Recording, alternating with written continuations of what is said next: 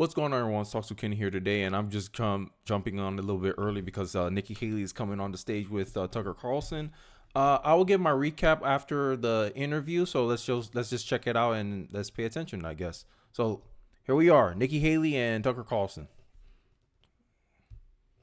Historic numbers for the current president: 81 million votes, 15 million more than Barack Obama, twice the population of New York City more than Barack Obama. What do you think of that? In terms of Biden? Yeah, 81 million votes. They are saying that Joe Biden got 81 million votes. And my question is, do you accept that? And second, how do you think he did that? I mean, all I care about is changing that. Like, we can't afford a President Kamala Harris. I will say that over and over. Amen. And we have to do everything we can to make sure that that happens. But as a mechanical question, it's not a trick question, it's just like the mechanics of it, something you're thinking about since you're running. I don't think anyone would say Joe Biden was a great candidate. No. Didn't campaign. He didn't campaign at all. He was not a figure who commanded respect among Democrats. They made fun of him. I'm not attacking the guy, but that's true. Right. Nobody in Washington said, I want my kid to grow up to be Joe Biden. And yet, at the end, he's got 81 million votes. 15 million more than Barack Obama, who, whatever you think of him, was a very talented politician, and I think smart. Yep. So, like, how did he do that? And what can we learn from that? Well, what you can learn from it is what we did in South Carolina. I said in South Carolina, if you've got to show picture ID to buy Sudafed, if you've got to show picture ID to get on a plane, you should have to show picture ID to protect the integrity of the election process. So, you know, and we have to make sure election integrity is something we don't ever stop. You have to continue over and over. We've had some states who've done some great things and they've put voter ID in place, and that's been great. We still have some other states who haven't done anything, and we need to make sure we're doing what we're supposed to. I mean, we saw during COVID, a lot of people, Yeah, I can agree to that. I think the federal government can provide a framework, but it shouldn't be able to decide the details of how elections go about in the state government, right? So far, Nikki Haley's doing fine, right? I think Tucker's, a little bit laid back with his questions so far, because if you saw the massacre he did the past couple hours, and I'll get into that probably after the Nikki Haley discussion, but let's get back into the video. I don't want to pause it for too long. Secretaries of state changed rules without getting state legislative support. We saw a lot of that happening. We saw a lot of mail-out balloting. We've got to make sure we continue to fight to make sure we have integrity in the election process.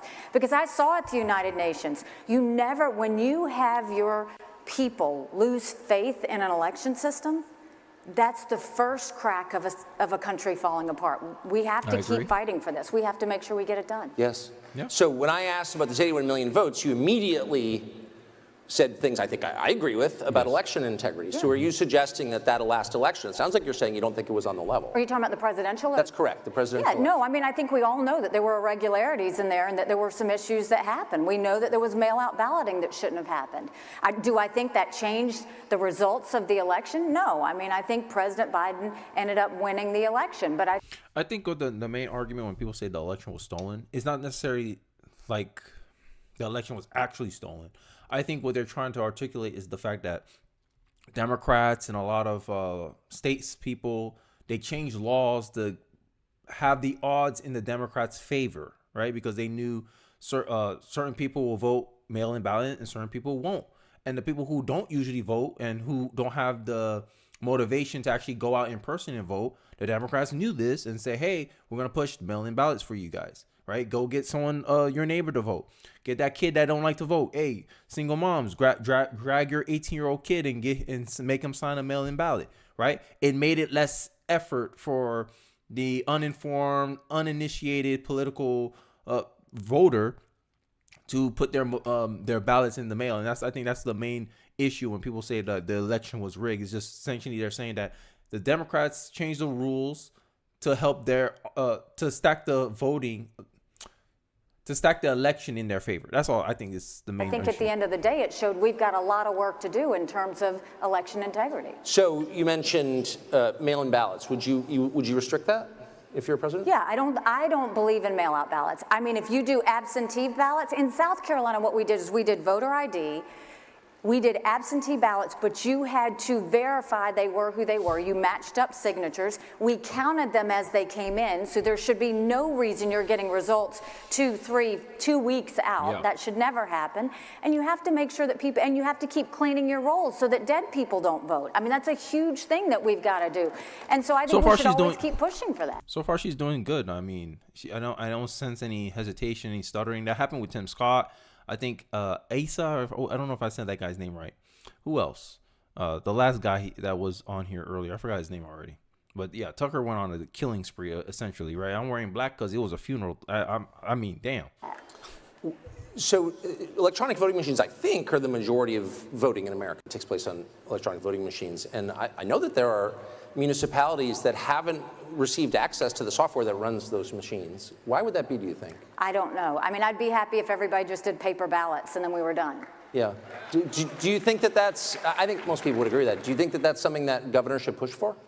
I mean, I think that you need to show the people of your state that they can trust the system. I always put a lot of weight in that in South Carolina. I wanted to make sure that every South Carolinian knew that we had fair elections, that we had verified elections, and that we were making sure that there were no dead people voting and no people duplicate voting. And I think every governor should make sure that that doesn't happen in their states. And I think that you also go a step further. Congress should also have oversight of election integrity to make sure if we have to change things. A lot happened during COVID. Learn those lessons and say, how do we make sure it doesn't happen again? I think we've got some opportunities there. It doesn't seem to be happening, though. No, it doesn't. But what has Congress done for you lately? Fair. Wait, last question on this. I'm just interested, since you've been traveling. Hey, she's doing pretty well. I mean, compared to Mike Pence, Tim Scott, and Asa, so far so good. She's done. I don't know. It's because Tucker's taking it easy on her, but I want to hear the Ukraine stuff from her, and then I'll give my thoughts about it. Obviously, you're running all around the country. Is this question, the question whether the elections are fair, whether your vote is counted, is this top of mind for Republican voters in your experience? I think Republican voters want to have faith in their system. And I think there's still a lot of questions out there. I think they're still concerned that those things that happened during that election don't happen again. And that's why I think governors need to step up and make sure that they're doing the things. And some governors have done a great job. You have the best governor in the country, by the way. Kim Reynolds knocks it out of the park all the time. But I do think this is a responsibility that we should have. It's a democracy. And in a democracy, you want to make sure everybody has their vote. But more than that, the people need to trust the government that is doing those elections. And so we have to go and make sure that they have faith in that. One of the things that we've learned, thank you for saying that. One of the things that we've learned in the almost 3 years since the last election is that various government agencies, intel agencies, law enforcement, FBI, CIA, NSA, were involved in shaping public opinion about the last election. They interfered with our election. And that suggests to a lot of people that maybe those agencies have too much unchecked power. You've worked in government. What do you think? Well, yes, that's true. You know, when I was governor, I went and replaced the heads of every agency. It's the first thing I did when I came to office. It's the first thing a president should do is you control what you can control, and you start with your agency. So I replaced the heads of every agency. I made sure they were people, some didn't vote for me, but they were people who knew that sector. So if it was veterans, it was someone who knew the challenges of veterans. If it was tourism, it was someone who knew heads and beds, people on golf courses. They knew what they needed to do, and I did that across the board. But the second thing I did is I put people in every agency. I sent in teams into every agency to clean it up, pull down regulations, down old issues, get rid of problem children. So in some cases, we had to tweak agencies. In other cases, we had to gut agencies. I don't know. To me, I think this is pretty standard political stuff. You come in, you make some shakeups, just like a CEO that comes in and he takes over a company. Okay, hey, I'm gonna fire you guys because if the company was performing, you guys would still be in, you wouldn't need a new CEO. And I think that's commonplace in politics. I don't think she's saying anything revolutionary, but so far so good. I think she's doing well, better than I expected so far. I thought she was just gonna be like straight away, like how Tucker went at Pence, went at Tim Scott. about the Ukraine thing, I thought he would open up with that as well. But I don't know if Tucker Carlson is taking a different approach with Nikki Haley. But hey, I digress. I don't want to talk too long. If you look at the American people don't trust our intelligence agencies, they don't trust our Department of Justice, so you can't just replace the person at the top. You've got to go through and really look at gutting those agencies and getting out a lot of that senior management and things that happen. I think it's a really good point. More than that, you have to understand that every action you take matters. So I'll give you an example. When I was at the United Nations, my very first week, someone got on the phone with the press and told them what I was going to do. None of it was what I was going to do. And so I called my staff and I said, who is this? And get rid of them. You're not going to believe who it was. John Kerry's sister. John Kerry's sister worked at the U.S. mission at the United Nations. And I said, get rid of her. And they said, you can't. She's here for 6 more months. And I said, you take her key pass, you take her computer, and we will pay her to sit at home, but she is not to walk back into this building. Wow. Well, then you have to be willing to really do the things to shake it up. The next thing that we have to do is, I know presidents typically meet with their governors once a year. I will meet with my governors once every quarter with the sole goal of get the power that's at the federal government, push it down to the states. That's how you empower people, is pushing it down. And she's doing well. I'm being objective. I'm trying to be objective here because obviously Vivek is my guy, but she's doing good. I think the reason why she's doing so well is, I don't know, she saw Twitter. She saw how Tim Scott was getting killed by doing that weird coming up and down. Look, Tim Scott did not, to me, he didn't carry himself pretty well. And me, I'm more of a laid back guy. I like, stern, stoic people. So I don't like people who hopping around, prancing around state. And that wasn't a good look for me. I'm sorry. Tim Scott, that's where he lost me. Okay. So I don't know if she had a chance to learn from that and say, hey, okay, let me stick to a more conversational style instead of going to the audience and give talking points or a script. Let me make me because I think what's going to determine this election in 2024 is relatability. How relatable can a politician be to the general public? And I think that's going to be the number one. That's one of going to be the top factor, the top deciding factor on who wins this election and who don't. But I digress. Let's get back into it. You push it down. That can be education. That can be healthcare. That can be benefits. When I was governor in South Carolina, we had thousands of people on welfare. I went, and instead of them sitting on the couch, I went to our businesses and I said, look, if you will take this person and train them, I will pay this X number of weeks, and then you decide if you want to hire them. We moved 35,000 people from welfare to work. I went into... She says something that I've been thinking about. Like, I think a lot, I don't know. I don't know if I'm a policy nerd yet, but I always think about this case that I don't think welfare is necessarily bad in of itself. But but how we have it currently constructed is bad because, like, show me the incentives, I'll show you the outcome. So if we had structured welfare in a way where we're providing job trainings to the people who are on welfare, and it's limited. Like, let's say if you go on welfare, you're only allowed on welfare for up to 3 years. But during those 3 years, we'll subsidize your job training, your ability to upskill yourself. Right. And we'll probably have like a pipeline of, hey, we need these jobs to be filled. A lot of trade jobs, a lot of blue collar jobs needs to get filled because there's an aging workforce. We can funnel people and meet the man with the man. Hey, companies, you have an aging workforce that not a lot of young people want to do your jobs. Hey, there's a lot of people who are looking for work, who are looking for a better opportunity, and we don't want them dependent on the state. And I think that's a policy position I don't hear a lot of, and is an interesting concept that she just brought up here. And I think that'll make an interesting talking point. So far, Nikki Haley has done the best so far. Let's get back into the video. I went into our prison systems, and I wanted to know how they got in, what we did to them when they were there, and what we did when they came out. We went in, we put in computer classes. Hi, Grimes, how are you? We taught them financial planning. We gave them faith-based classes if they wanted them. But we put equipment behind the fence, and we trained them. Now in South Carolina, when somebody leaves the fence, they've got a job to go to the next day. We have the lowest recidivism rate in the country. What?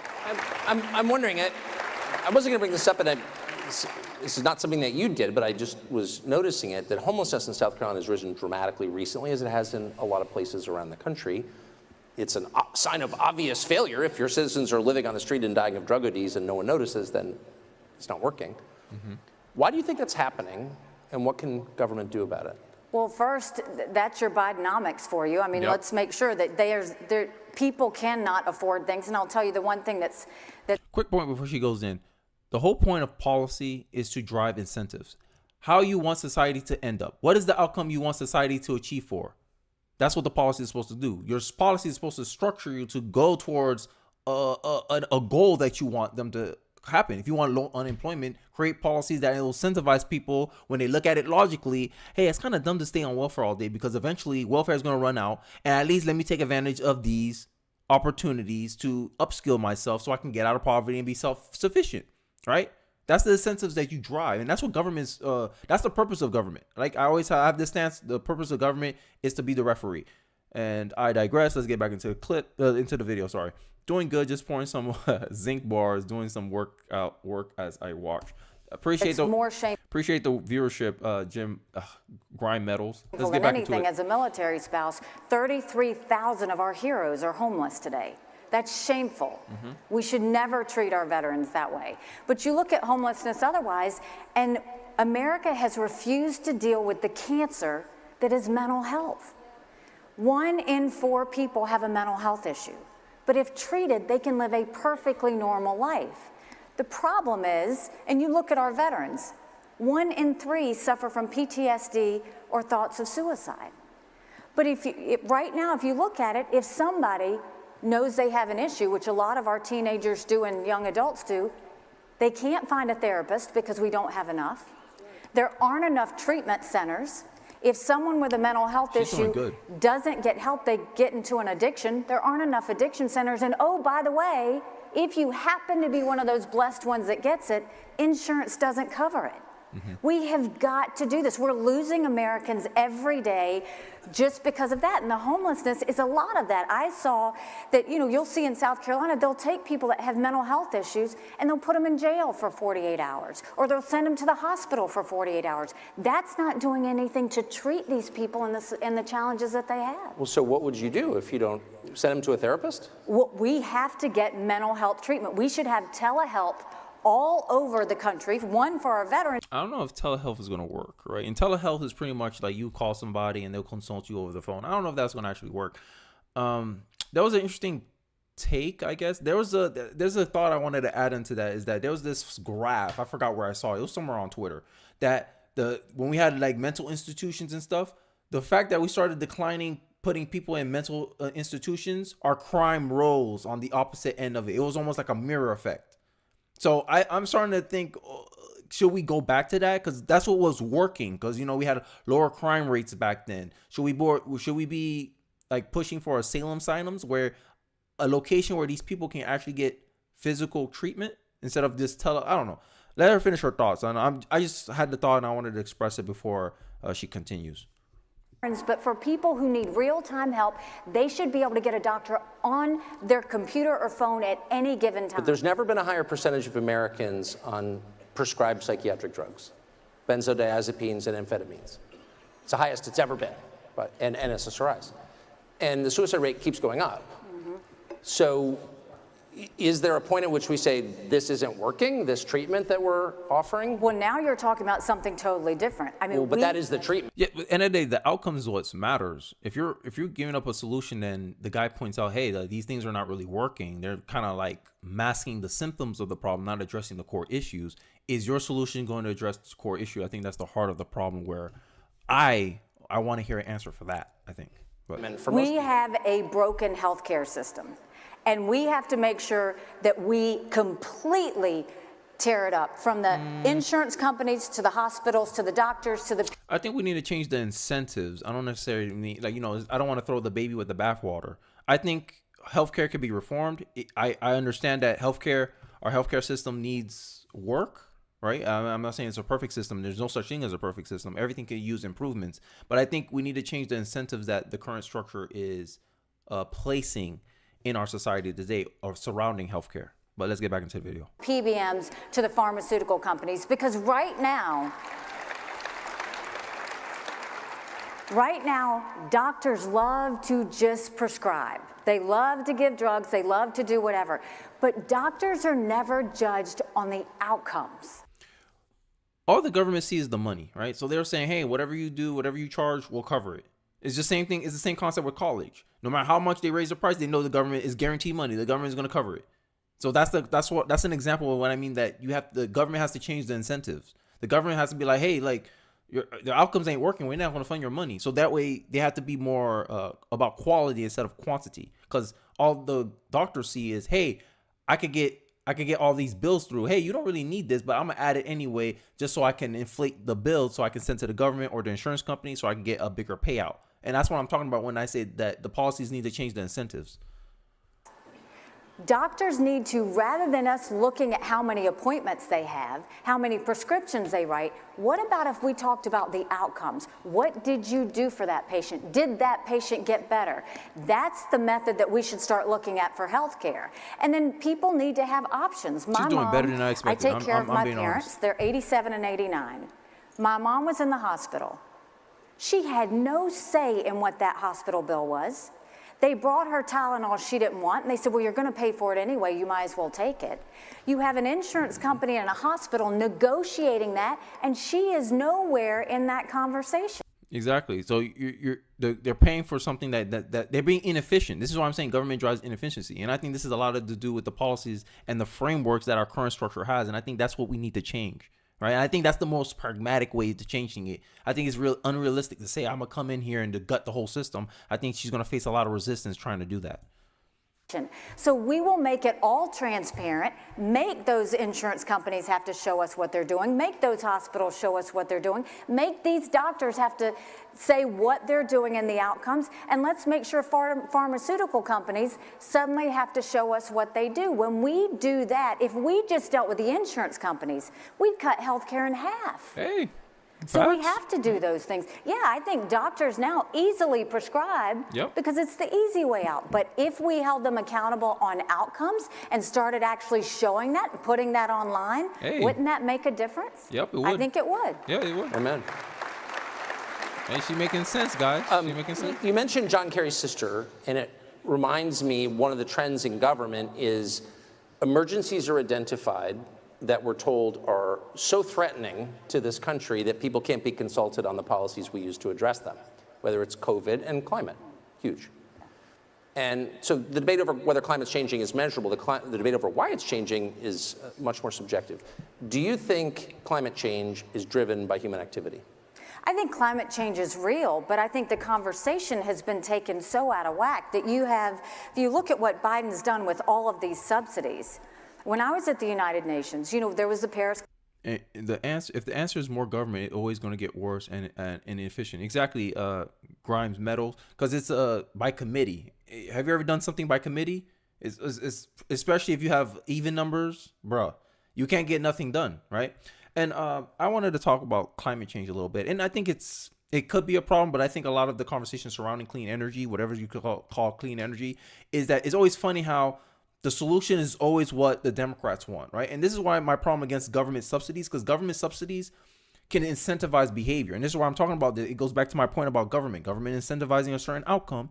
Hey, if I give you a bunch of incentives to create solar energy, even though solar energy is the worst option out of all the energy options that we have available to us, right? Nuclear energy is a lot cleaner than solar, windmill, and it gives a lot more energy for the input that we put into nuclear, but nuclear is not clean energy. Right? It always seems to me that clean energy seems to be less energy, right? We're going to all eat bugs, live in smaller houses, don't use gas at all, right? Clean energy, the concept, the narrative surrounding climate change is always that we use less energy. Oh, you shouldn't go on private jets. Oh, you shouldn't go drive long road trips because that's going to add into the carbon emissions. At this point, it seems like only the elites will get to use energy because the peasants makes most of the population. So if you want to reduce the energy costs, make sure 80% of the society can't use gas, fossil fuels, oil. It seems like that's the only narrative that climate changers seem to want to accept. Less energy is clean energy. That's the climate change narrative so far. But I digress. Let's get back to it. Climate agreement.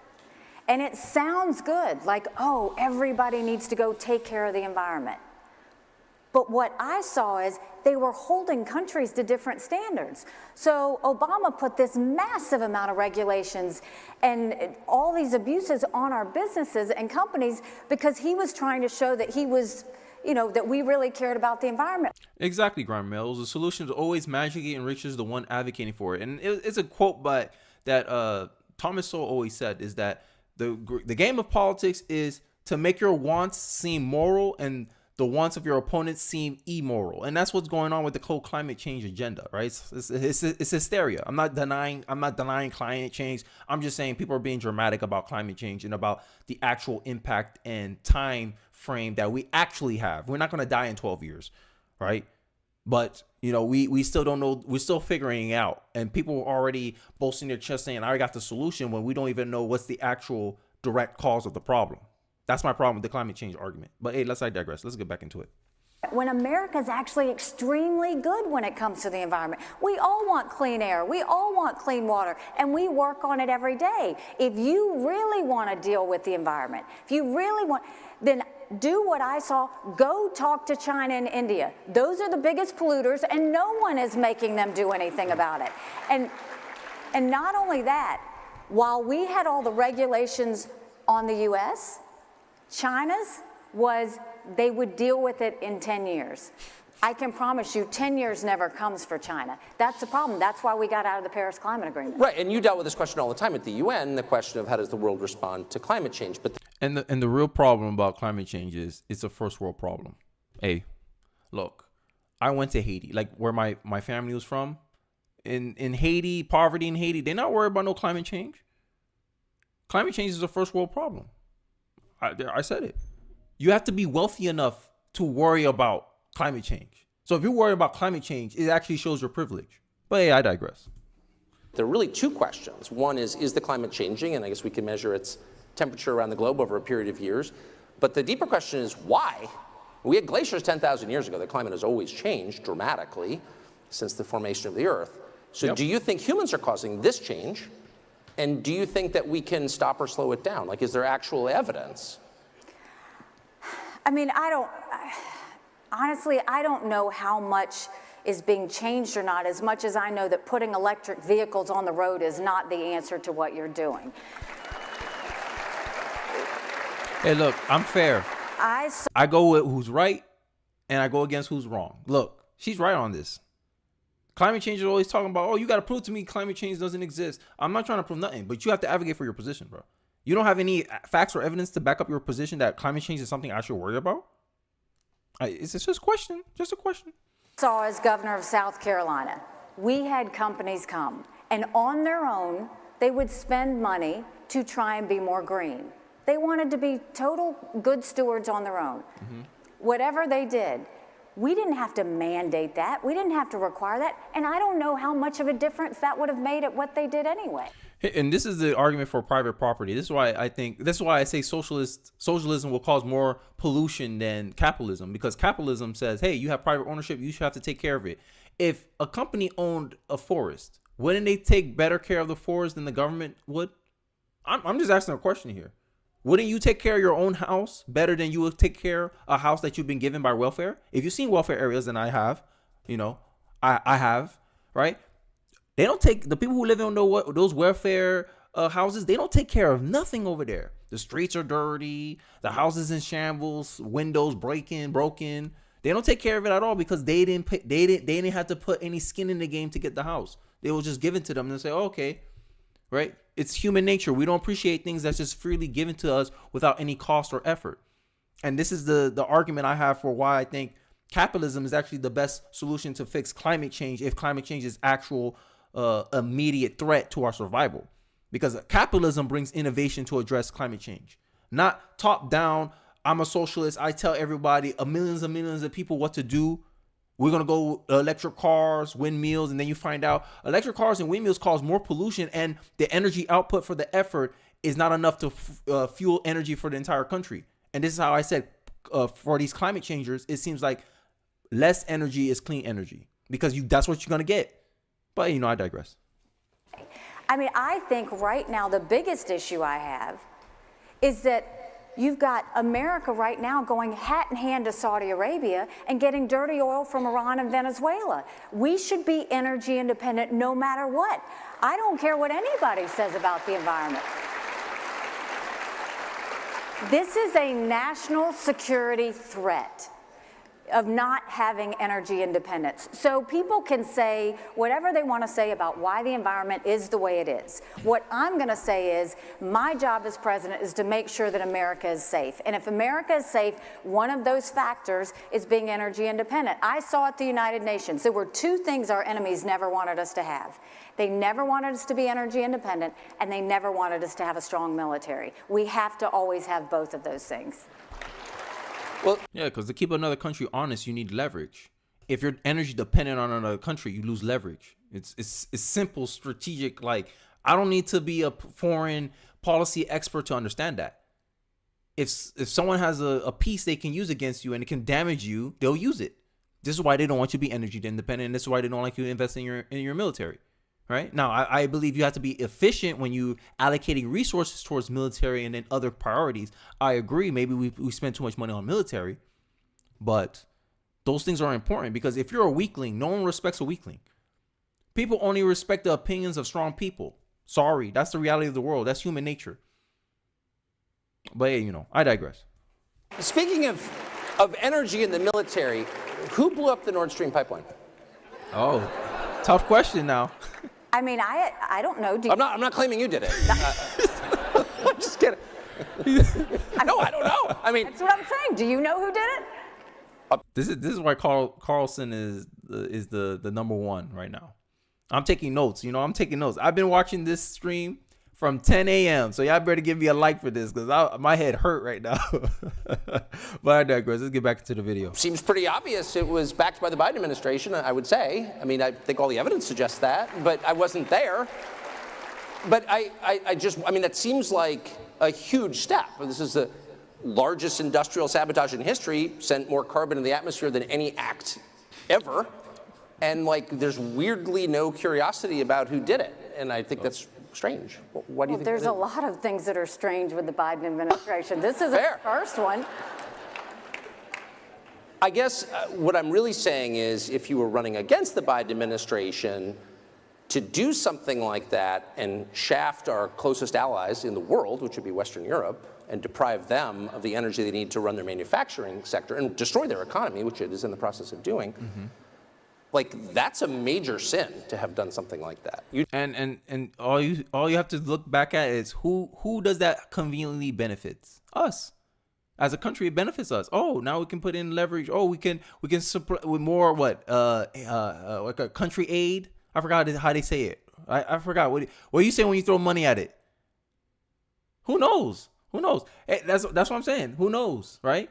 We're all speculating here, right? But obviously, USA benefits from that. Now you can be more hostile towards Russia, right? It gives a lot of options for the US to, frame it in a way that benefits them. But hey, who knows? You just betrayed our allies, and no one on the right is accusing the Bidens of what they clearly did. So I don't know why. Well, no one is accusing the Bidens aren't being accountable on anything. I mean, you look at the cocaine that was just found in there. I mean, that's a whole nother issue. Whose was that? So let me tell you this. No, go ahead. No one's watching. Just what do you think? No, this is really important because I have been into that area of the White House. This is not, it's party time. As much as they want to say, and don't forget the pot that they just said was found there last year, right? So everything that they're saying is that hundreds of people went through this area. No, I've been to that area. It is the most secure area anywhere because this is where I, on the National Security Council, with other members of national security, met with the president. You discussed the most secure things. I know the area where the locker is. People don't just go in and out of there. It is either the president, the vice president, cabinet members, or deputy directors. Nobody else is going in there. All right, guys, in the chat, who you think the white smoke wait. The white star does belong to. Let me know your comment. If you're watching this on the replay, let me know who you think it was. Who is it for? You know, we having fun over here. We all speculating here. We don't know what happened for sure. Hell, even the FBI can't figure out who white smoke that was for. You know, they gave up. They're like, damn, we can't find the culprit. We gave up. So any speculation is valid at this point. But hey, I digress. There is some staff, but it's immediate. I couldn't take any staff but my deputy.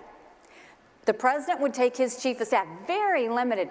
So for them to say they don't know who this was, don't tell me there's no cameras in there. There are absolutely cameras in there. So I will tell you, I strongly believe this is a cover-up for either Hunter or someone very close to the president, and they don't want to say who it is. But the problem I have is now your answer is, oh, this isn't a big deal because, by the way, there was marijuana twice last year. Why didn't you do anything about that? Like, who has time to go into the national security skiff, open the locker, and put drugs inside? Like, that's a big... Guys, don't call me a conspiracy theorist, but I think Trump planted it. Watch. Hey, it'll be funny. This might be like the Babylon Bee. We predict that Democrats will plan. Hey, Trump planted this in the cabinet. Bigger problem, because if you've got somebody doing cocaine deciding on national security, that's what I'm worried about. I agree. The government, like a lot of things that happen in corporate America, I think it would do the government better if they were under the same kind of scrutiny and job performance like we are as private citizens, right? When I go to my corporation, I get random drug tests, and I agree with Grimes Metals there. Hey, they should get random drug tests too, because technically, who's the shareholders? If we look at America as a company, who's the shareholders? Us, the voters, right? And if you are a public servant, right, you represent us, right? We want to make sure that you're still capable to do the job, right? So I believe public service should be tested, right? For mental capacity, right? Making like judged on outcomes, right? Just like the private companies have like quarterly meetings, we need something similar for the civil servants, because at the end of the day, you serve us, right? We don't serve you guys. You're not our leaders. You need our vote. But yeah, I digress, man. Well, and it shows, I would say. I totally agree. So that, I mean... Tucker winning the crowd. We seem to be closer to nuclear war than any time in my life.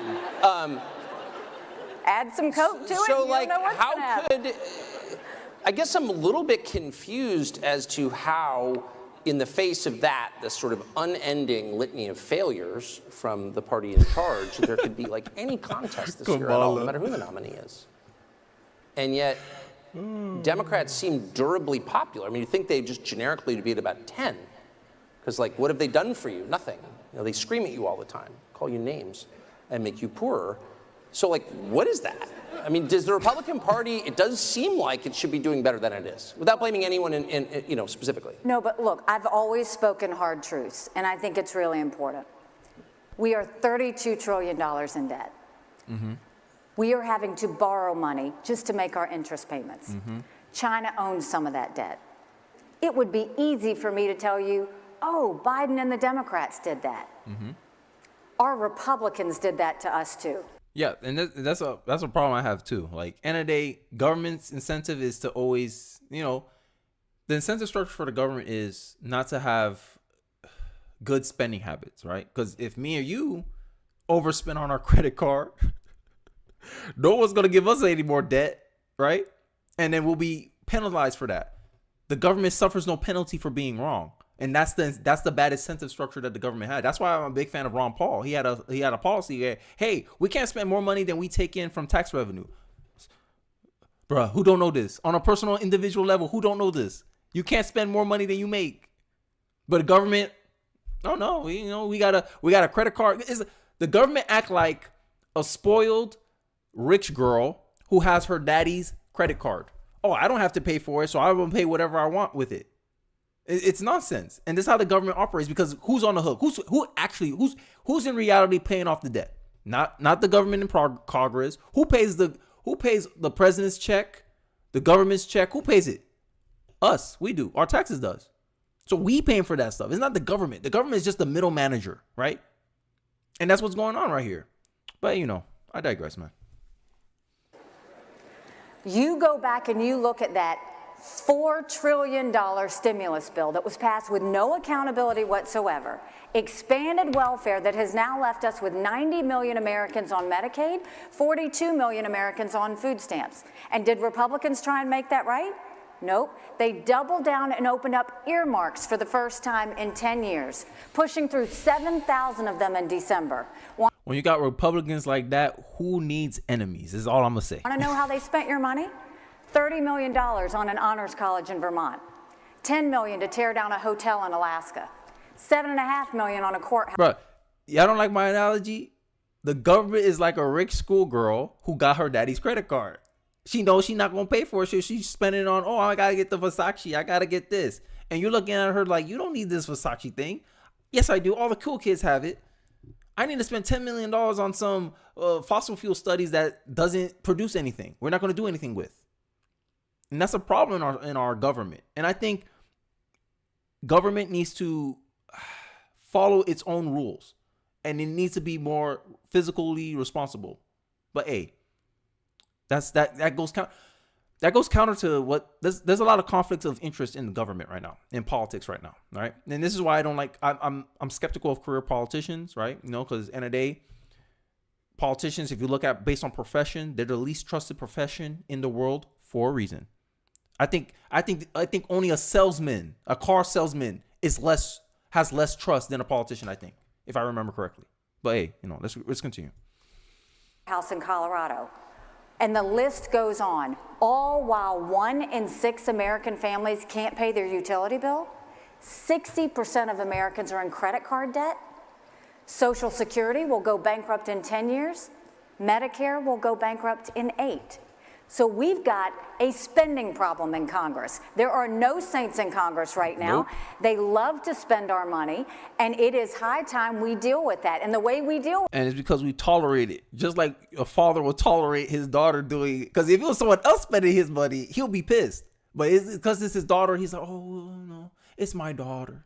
No, it's my government. It's my party. We really needed it, right? And that's the game we're playing. And I think as Americans, we need to demand more from our politicians, because at the end of the day, politicians are only going to say things that they think we want to hear, right? And then if they know there's no consequences for them not following through with it, they'll continue being like, oh, okay, we'll pander to you and then do nothing, right? Just like in the black community, the Democrats will pander to us. Oh, we're going to make Juneteenth a holiday because that's the easiest thing to do than actually address and fix actual problems that's affecting the community. That's what they'll do. And then once they get the vote, deuces, see you in 4 years. Literally, government, like Democrats are playing the same playbook that they do on black people, but they spread it out to everyone else in America. While Republicans is more like, I'm a half try. And when it don't work, oh, look, I tried. Right. And I think America should stop voting based on intentions and start looking more for outcomes. I think that's the mind shift that we'll have. And this is why Kevin McCarthy changed, like somewhat was doing better, because remember when he was losing, it took him, I don't know how many times to get his speakership. You saw how hard and he worked to get his speakership. And I'm like, yo, that's how hard politicians should be working to push your agenda. The people that they claim to represent. That's how hard they should be fighting for the policies and physical responsibility. The way you saw Kevin McCarthy fought for his speakership, that's the kind of energy you should expect from the Republican Party. And if you don't get that, then you say, hey, you're not going to get our vote. Simple. That's the incentives. Like, we create incentives as well. And I think that's an incentive we should start pushing out more. When these politicians start realizing that, oh, they like Vivek a lot. Oh, they like Ron DeSantis a lot. Oh, they like Trump a lot. You push them to be more like them, right? Reinforce the behaviors and the people that you want to see in government. And I think that's the solution to the long-term solution. But right now, we'll take what we can get. With that, when it comes to the economy, is we should claw back the $500 billion of unspent COVID dollars that's still out there. Is there... Instead of 87,000 IRS agents going after middle America, let's go after the hundreds of billions of dollars of COVID fraud that exist. If 8% of our budget is interest, quit borrowing, cut up the credit cards. You have to balance a budget every day. I had to balance a budget as governor. The accountant in me says, stop the spending, stop the earmarks, stop the borrowing, and I will veto any spending bill that doesn't take us back to pre-COVID levels. So, thank you for that. So, finally, just as kind of a window into what you like and what you don't like, you've attacked the Congress. I don't think anyone would disagree with what you said. But are there individual members in the House or Senate, you must know most of them, who you admire and you think are doing a good job? No, of course. I mean, I think Iowa, you've got a fantastic delegation. I mean, you look at, what Joni Ernst does, or Grassley does, or Ashley Henson, or Marionette Miller-Meeks. By the way, Brenna Bird is fantastic. But there are lots of... So Iowa leads the way, really. No. It's not that. We have certain people. This is not about having good people. This is about having a good conservative agenda so that all of a sudden government understands the value of a dollar. They've lost the value of a dollar. We've seen that. And so, yes, you can have good people, but if the good people aren't stopping the spending, then we've got to make sure from the top we say, we're done, no more. You're not going to do this anymore. So, last question, which I can't resist. If they're still classifying the JFK assassination docs 60 years later, they're just mocking us, aren't they? It's the same thing with the UFOs. They're totally making everybody want to know what happened.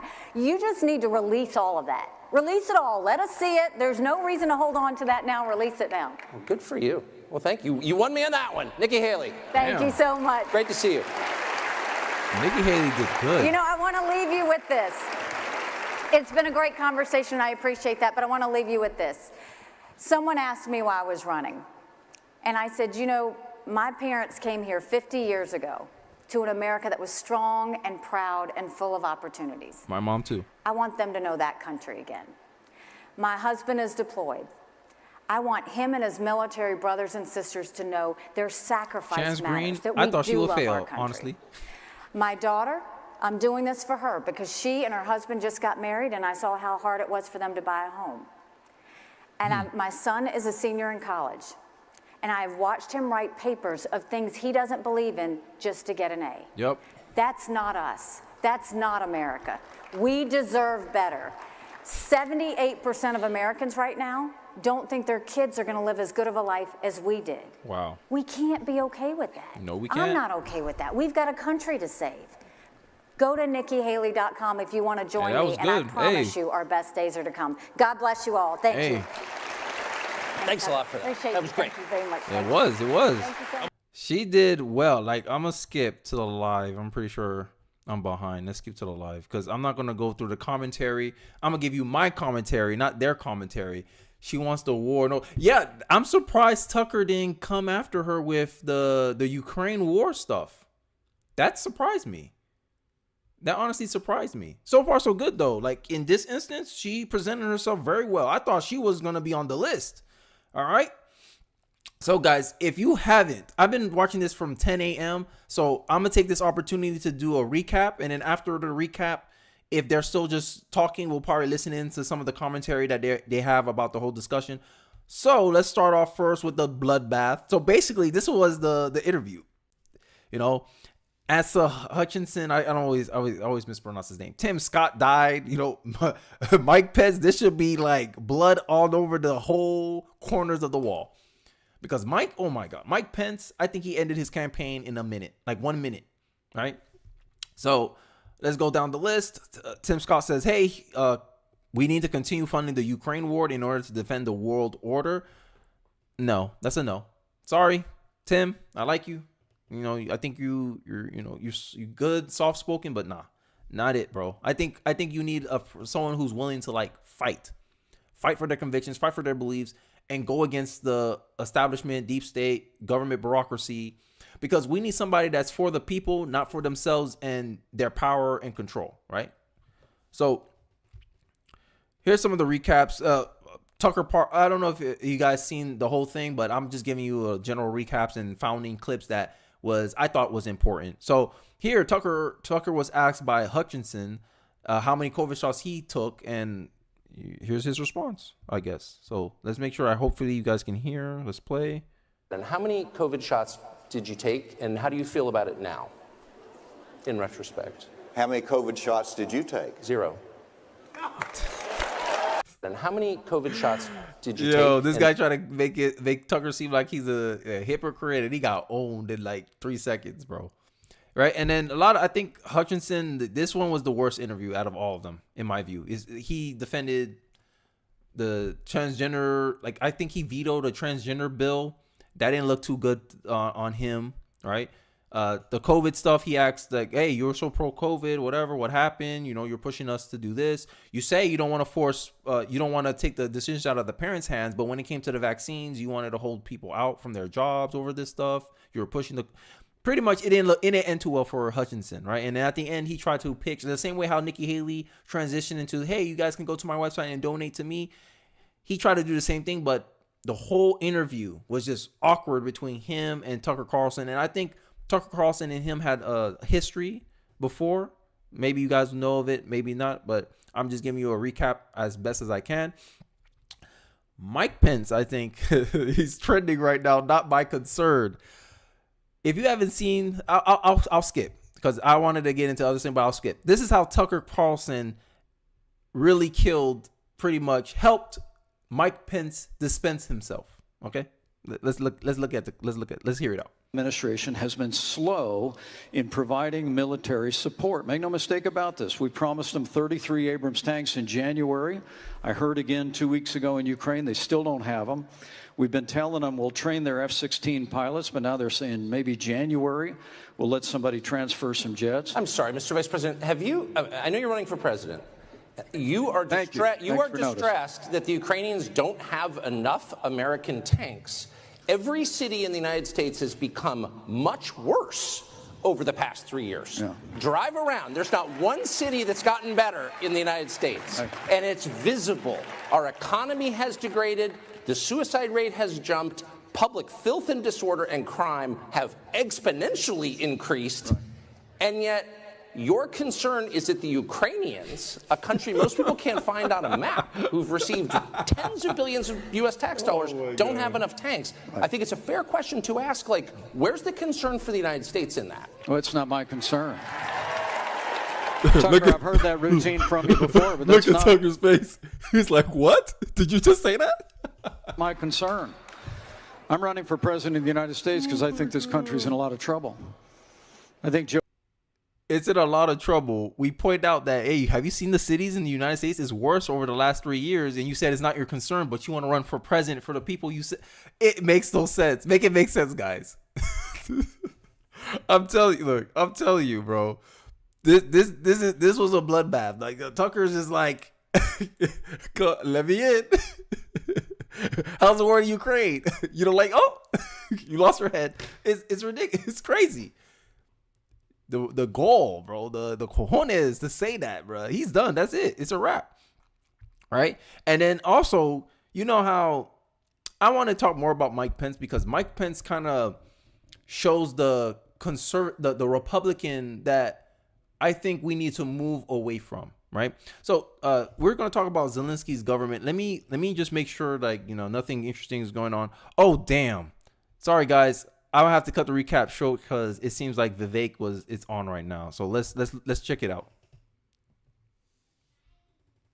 Give me a sec. Country's not doing well, but I think that this is also our opportunity as a movement to level They did up back to back. That's crazy. and fill that void, that vacuum, with our own vision.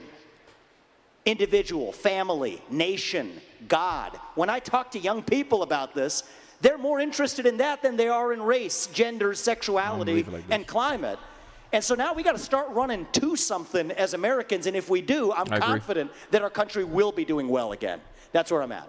Is it my imagination, or are people who weren't raised in traditional religious households, who haven't spent a lot of time thinking about theology, all of a sudden talking about God a lot? Do you notice that? I do notice that, actually. And I think this is a good sign because there's an old expression, right? If there's a hole the size of God in your heart and God does not fill it, something else will instead. Yep. That's what's happened in the last decade in our country. If you want empirical evidence about the Bible, in a way, the Bible has this claim about humanity, right? Whether you're atheist, whatever, here to claim out.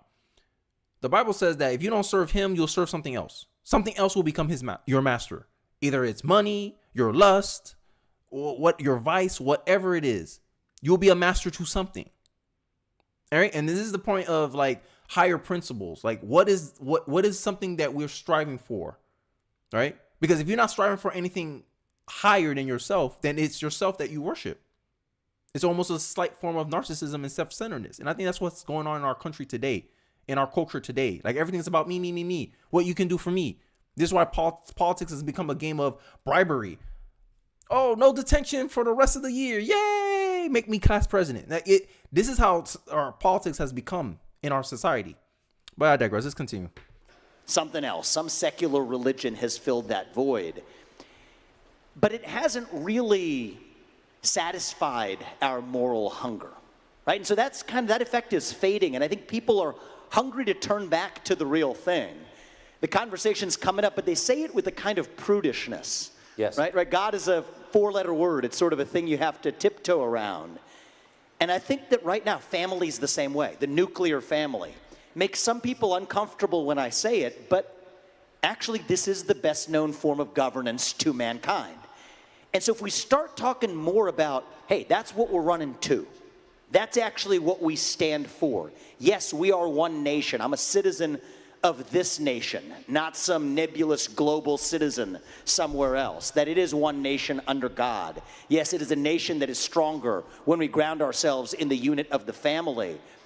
Then I notice something happens, especially for younger people across the country, Tucker, is they're more open to that message than they thought, but they need someone to serve it up to them.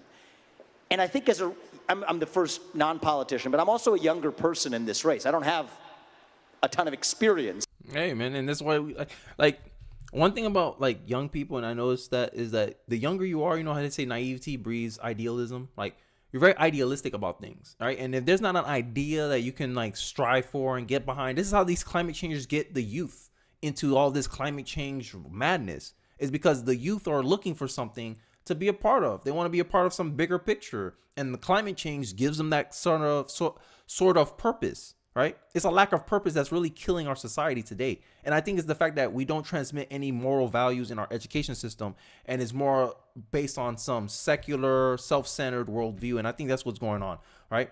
We caught up in this materialism that, hey, just the best thing, because I think there was a poll out there that the most important thing that Democrats and Republicans both agree on was economic, monetary, material success.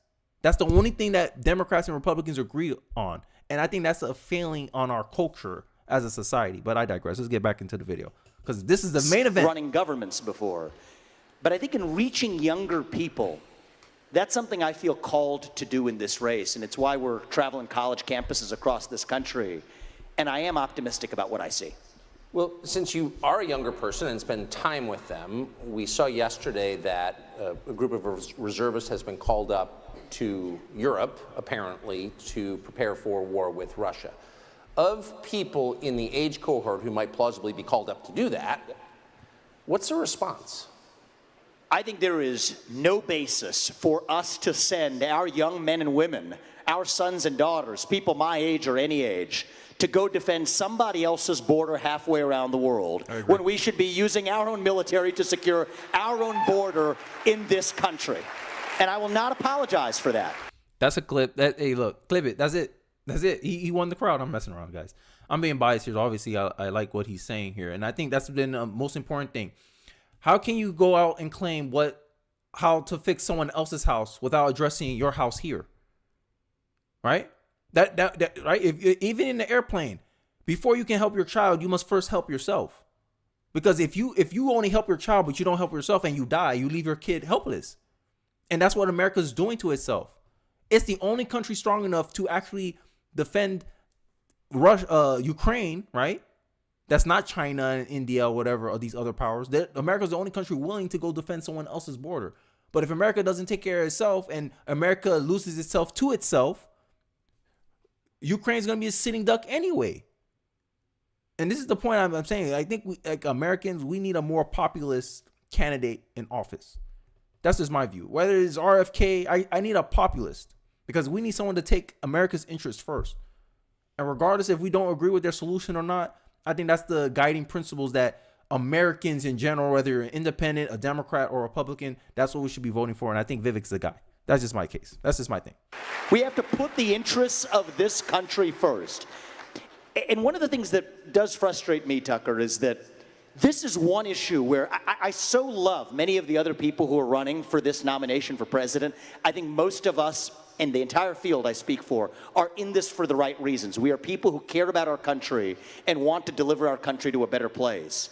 But on this issue, nearly our entire field is indistinguishable in practice from where Biden is on this, which is in an undefined, ill-defined way pouring more money into a war that I think is destined to become Vietnam or Iraq all over again. Damn. And if you don't learn from the lessons of the past, you're going to be making the same mistakes on an even larger scale going forward. We have to end this war. We can end this war and start prioritizing the interests of actual U.S. citizens here at home. So I think, judging by the response you just got, I think a chunk of, I don't know what percentage, but a lot of Republican primary voters agree with you. Not all, but a lot. I don't think any Republican donors agree with you. I think that's accurate. And I've lost, to be really honest with you, I've lost many large donors or prospective donors over this issue. This is the biggest problem in politics. I'm going to just say it right here. The donor class, my goodness. I never realized how much influence donors have over the party, the committees, how the party operates. It's insane, right? And this is the establishment politics I'm talking about. It's like the populace say, hey, we want change. So the way that the things are is not working. But the way things are benefits a certain amount of people that's already in power, right? The donor class, they already have influence. They already have power. They're more incentivized to keep everything the same, while we're incentivized to change it because it's not really working for us. And I think, I don't know, I think we need in my view, we need our version of George Soros. Like, we need a conservative donor that's like, nah, like my principles over politics. It's like, yo, my principles, and they put their money where their principles are. And I think that's what we need. A donor. I don't know. I don't think it's going to be Elon Musk, but I think we need someone who's willing to put their money where their mouth is as a donor to help drive incentives for the structure, the political machine to move towards a direction that's actually beneficial to America. But I digress. And it puzzles me because I think the tempting thing to say is to have some conspiratorial explanation that they have money at stake in government contractors, Raytheon or whatever. I don't think that's true, actually. I think there's something else going on in the psychology of an establishment in both the Republican Party and the Democrat Party that is reluctant to the idea that we somehow can't be the ones fighting the war that's the popular war of the day, the politically correct war. I think there's no such thing as a politically correct war. And so what I ask is, how are we actually going to end this conflict in a way that advances U.S. interests? And the thing that puzzles me, Tucker, is nobody in either party is talking about this right now. The Russia-China alliance is the single greatest threat that the U.S. actually faces today. And we are pushing Russia closer into China's arms by actually continuing to arm Ukraine. So what I've said is that I would negotiate a deal that ends the Ukraine war, frees the current lines of control. Here's the argument that, and I know I keep pausing it. I let it play. I don't want to get copyrighted, but the whole point of foreign policy is that, hey, we don't want war, right? All the anti-war people, we should be trying to create a circumstances or create an incentive where both sides it'll be in both sides' interest to end the war soon, right? But if Russia's seeing us helping out Ukraine, you're incentivizing Russia to say, oh, I gotta seek help too because it's 2-on-1, right? If you see two people picking on one person, there's an incentive that, oh, let me help out this other person. The other person will be in my debt if I help out. This is basic strategy. So if you don't want the war to happen, we don't want the war to escalate. We don't want to, okay, create a situation and say, hey, Russia, stop attacking Ukraine. Right? Or we're going to get personally involved. You create a framework, say, hey, I'm going to be the bad guy. Zelensky didn't want it to happen, right? And Mike Pence disagrees with this stance because he thinks, we're going to give up the Donbass region and all this stuff. But who cares? The country is safe. People stop dying, right? Trump. And war is gone. We don't have to risk our kids' lives for them to get a possible draft and sent to war. The war ends. It's like people don't understand trade-off. They think they can be like all or nothing. If you do an all or nothing, you're only going to escalate. You got to give us back the Donbass region and then you go back to Russia. No, that's not going to happen. He already got it. He already took over. So now, I don't know. I don't see no way how continuing to fuel the flames of war by continuing equipping Ukraine with weapons is going to de-escalate the war. I see no path to that. But, I digress. Let's see how Vivek handles this. Yes, that means giving part of the Donbass region to Russia. I would make a hard commitment that NATO never admits Ukraine to NATO. And those seem like unspeakable words in certainly the Republican donor class. But we get something greater in return, which is that Putin, in that case, would have to exit his military partnership with China and remove nuclear weapons from Kaliningrad, which border Poland, and get the Russian military out of Cuba and Venezuela and the West. And this is a deal that Putin should do because he ends up winning. He gets things that he doesn't have today. But it secures American interests, too. And I do think in a weird way, it does take an outsider to get that job done. And the funny part is that if you're a globalist, I can see why you would want the war to continue, because at the end of the day, you see, they're part of our world order. They're part of our organization. So we should be fighting to protect them. But if you look at it from a nationalist, populist view, you say, hey, America got nothing to do with it. American lives shouldn't be going into that war, and American money should not be going into that war, especially not for nothing. Right? What we got back in return? Ukraine love us. Ukrainians love us. That's all we got? We got nothing tangible for actually helping Ukraine. And this is a nationalist point of view about politics. Just based on perspective. Where you are you think we're all citizens of the world? Now you understand why the Democrats will have Ukraine flags on their bio, but they can't have an American flag on their bio. Because they're citizens of the world instead of being citizens of their country. And it's a loyalty question, I think, is the biggest problem we have in politics. Is loyalty. Who are you loyal to? To yourself? Your interest group? ESG, your donor class, war corporations, the pharmacists, or you're loyal to the American people. That's a populist. And if you're loyal to the people, that instantly makes you a populist. Anti-establishment by default. But yeah, I digress. Because if you want someone to fix a problem, you don't turn over the keys to somebody who actually broke the thing in the first place. If you want to fix it, maybe have somebody who didn't break it in the first place. And that's a good analogy. Part of why I'm in this race as an outsider. Okay, well, since you're getting radical now, let's go through a list of all the other things you're not allowed to say. So you've just said, you're not attacking anybody, but this doesn't seem to be helping us. In fact, it seems to be creating an alliance that we can't beat, and really, it's pretty scary. Yeah. So let's just go through the list. Another thing you can't say is that maybe January 6th, while appalling on one level, maybe it was not an insurrection. So let me talk about. I haven't talked about this much in the campaign. I'll be very honest with you.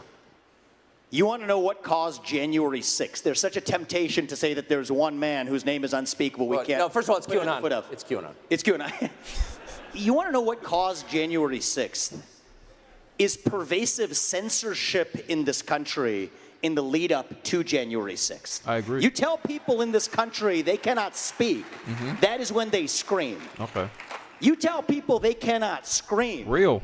That is when they tear things down. And That's so the real. reality is, we were told that you could not question where the virus came from when we all knew it came from a lab in Wuhan, which now they admit. We were told that you could not send a private message to someone on the eve of an election that Hunter Biden's laptop story was I can't actually pause a it, true man. story worth Let considering him go. Let him before go. an election. You were systematically suppressed. So think about this. You told you had to be locked down, had to take a vaccine that was mandated and forced down your throat, stay locked down in your home while Antifa and BLM roam and burn the streets of this country. So that's the lead up of one full year of telling people you have to shut up, sit down, application of and the do law. as you're told. And then you tell them, okay, there's an election where you didn't get the information that you needed, such as the Hunter Biden laptop story being real and suppressed. That's what caused January 6th, is a cycle of censorship in this country. And until we look ourselves in the mirror and admit truth on that, we will not move forward as a country. And I think that's the real cause. And we're not, and I'm sorry to say this, Tucker, but I think until we reckon with that reality, I worry that is the beginning of, it's a friendly parley compared to what's to come, unless we step up and speak truth, restore integrity, and actually lead us to who we are as a people, rather than sweeping the truth under the rug. Sheesh. Damn. Hey.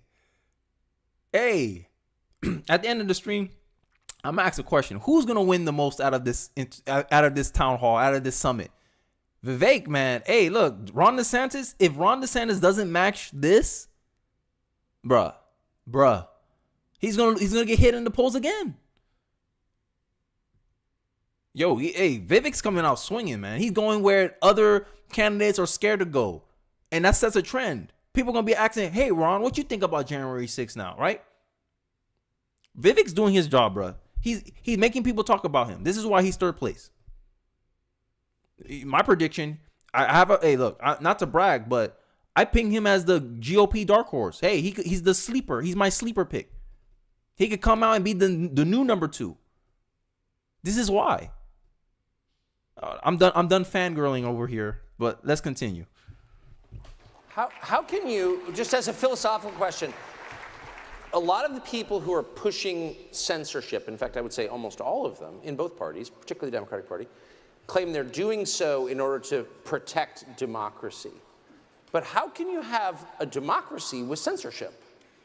So you want to know the best measure of the health of a democracy? We're a constitutional republic, but I'll use lowercase d, democracy. There you go. There you go. Right? He's got resist. People always applaud at that. I love that. It's just the truth, though, right? Democracy is a feature, all right? Not the core thing in America, all right? It's a feature, guys. No, it is true. Republic. But the civics majors love it. Yeah, exactly. That's great. But the best measure of the health of our American democracy, our constitutional republic, is the percentage of people who feel free to say what they actually think in public. Agreed. That's the metric. It's not the number of ballots cast every November. That's just going through the motions. Yep. It is not some other metric of what the media says on a given day. It is the percentage of people who will say in public what they're willing to say behind closed doors. Exactly. There's no doubt we're doing poorly. The culture is censorious enough. Now, if you say the government on top of that is using social media companies to do through the back door what government could not censor through the front door under the Constitution. Corporatism. That creates the real threat to lowercase d, democracy. Mm-hmm. My litmus test is if Vladimir Putin was doing it and we would call it a threat to democracy, it's a threat to democracy when we do it on this side of the Atlantic. Absolute standards. That's what I want. Right? This is why I'm not for identity politics, affirmative action. No. Referee, everyone's judged by the same rules. Because the minute you start doing selective, pick and choose when you want to apply the law, you cause division. Offer it. You cause division. You got lower scores than me, but you got in because of what? You're a black man. I'm an Asian girl with a 200 SAT score, and I couldn't get into Harvard because they wanted more representation. That's discrimination. Hey, man, this is how you destroy a culture. This is how you destroy unity. By doing stuff like that. By being selective. We censor your speech, but then we let this guy ramble on. He can disparage religion, but the minute you say this person's not a biological male, you're banned. You're censored. I digress, man. As well. Okay, that's a good way of not pointing the finger at somebody else, but looking ourselves in the mirror and asking ourselves who we really are. And this is personal for me. I'm a Republican candidate for U.S. president. It feels still new to say that. Not a politician by nature, but I bring that fact up, now as of very recently, certainly polling reasonably well in the recent polls. And I bring that up because against that backdrop, Microsoft owned LinkedIn censored my social media account. They locked my account, said I can't get in to make statements that are factually grounded statements about climate change, about Biden's relationship with China, about the ESG movement's perpetuation of a climate cult in this country, all grounded in fact, saying that it violates their policies for hate speech, misinformation. And I'm not making this one up. They said violence in the email. And so in my case, look, I was able to publicize. How fragile is society where words are seen as violent? Crazy. Words are just an idea. Words is just an expression, but that's violence now. How fragile our society is, guys. That they were then claimed it was an error, restored the account, typical operating procedure. But it's that culture of censorship in our country that I think we also, I'm trying to do my part, where I was in Ottumwa, Eastern Iowa, earlier this week. Smaller event than this, but we're on the stage talking. Somebody walks in. She's screaming at the top of her lungs. At first I thought, usually if they're screaming, sometimes they're in favor of what you're saying. So I said, thank you. But I realized that actually, no, she... When she bit you? She came... so she was out of control, okay? Yeah. I know her. I ran into her at Dulles Airport last week. Yeah. Oh my God. We've all seen a version of her, but the truth is, so security was escorting her out, and it felt wrong to me, right? Because she came here to make a point. She was totally wild in the way she was making it, but I'm watching her walk out the door. She's at the back of the room now, and I said, this doesn't feel right. Don't. Right, because as I said earlier, you tell people they can't speak, that's when they scream. You tell people they can't scream, and she was screaming. That's when they're going to go tear something down. Yep. So I said, no, bring her back. We gave her the mic. I said, I promised. You ask your question, but I promise I get to answer it in return. She agrees to that. It turns out she's a pro-choice advocate, a my body, my choice person. I was going to the state legislature on Tuesday morning. I think she must have known that. Came to this event to protest my being there. But I give her the mic. She's just talking for, 3, 4, 5 minutes. But by the end of it, it actually turns out, the story comes out that she's a single mother who did bring her daughter into the world. Yeah. And the things she was saying were things like, my daughter is successful. I don't want you to look down on me. And I thought... Yeah, like a lot of people subscribe like emotional things to some of the stances they take, right? And they take these stances to be rebellious against some perceived slight against them. And I think this is some of the like more philosophical, cultural stuff about politics. Is like this single mom, and I saw the video that he's talking about. She was like, nothing she said made any correlation or any connection to actual abortion. Oh, I don't want people to look down on me because I'm a single mom. My kid came out great because I'm a single mom and all this stuff. So it's almost like some emotional trauma that she projected onto some policy position. Oh, this is how I resist against this idea against me. Right. And it's a crazy thing when you realize that a lot of things we like believe in or we like is not purely logical. Right. Emotionality plays some form and some factor into that. Right. But, I digress. Let's get back. Let him tell his story, I thought it was beautiful that the more she started talking, the more she started making our very point of why we believe in protecting life. And so I said, disagreements aside, you are a mother. We celebrate that. The audience applauded. It's why I love Iowans. Wow. She broke down in tears and left. And so I'm moved by what is possible in our country. Our country is broken. We are spiritually broken. We have a spiritual void in this country. It is our job to step up and fill that void. I agree. By practicing what we preach as conservatives. And so I'm hoping we're doing that. I love doing that in Iowa. It's been something that's really lifted me up in a way that was never an experience I had as a CEO or in business. I've never had these experiences as we've had in the last few months. And honestly, as broken as our country is, it leaves me optimistic about where we're headed. And you can listen to people. It's okay. Yeah, it's okay. It's not going to hurt you. So what? Okay, so it's so interesting. So you, and I think the intro of you described some of it, but you're coming from a completely different world. It's not like you were mayor, state legislator. Nope. You're coming from business and technology and biotech. So what have you learned? Like, how have your views changed since you immersed yourself in crowds of voters and started listening to people? Yeah, so I think my views have changed in part by my belief that we're not as divided as they make it out to be. Yeah. Right? Because many CEOs in this country are frightened, right, of speaking their mind openly. It actually stops, many of them will say, well, stops them from being donors to me, to maybe other causes. They're deathly scared because they believe that we're a nation at our breaking point. And here's another thing too. I think what's also driving all this is that we lack courage now, right? There's a Stoic book called Courage is Calling by Ryan Holiday, and I read that book and I said, yo, America's desperate for people with courage. The courage to, hey, I'm gonna put my name behind this person, and so if I get retribution for that, so be it. But I believe what I believe, right? It's better to be it's better to be hated for someone who you like for being honest than to be liked because of a lie, right? It's better to be real and be hated than to be faked and liked. And this is what a lot of black liberals don't understand about me and black conservatives in general. It's like, yo, I can't not see what I did see. I see that racism is not a big problem in my life. I see white privilege isn't the biggest thing, the biggest problem in my life. And why does the opinions of other people have so much effect on me? It doesn't, unless I give it power.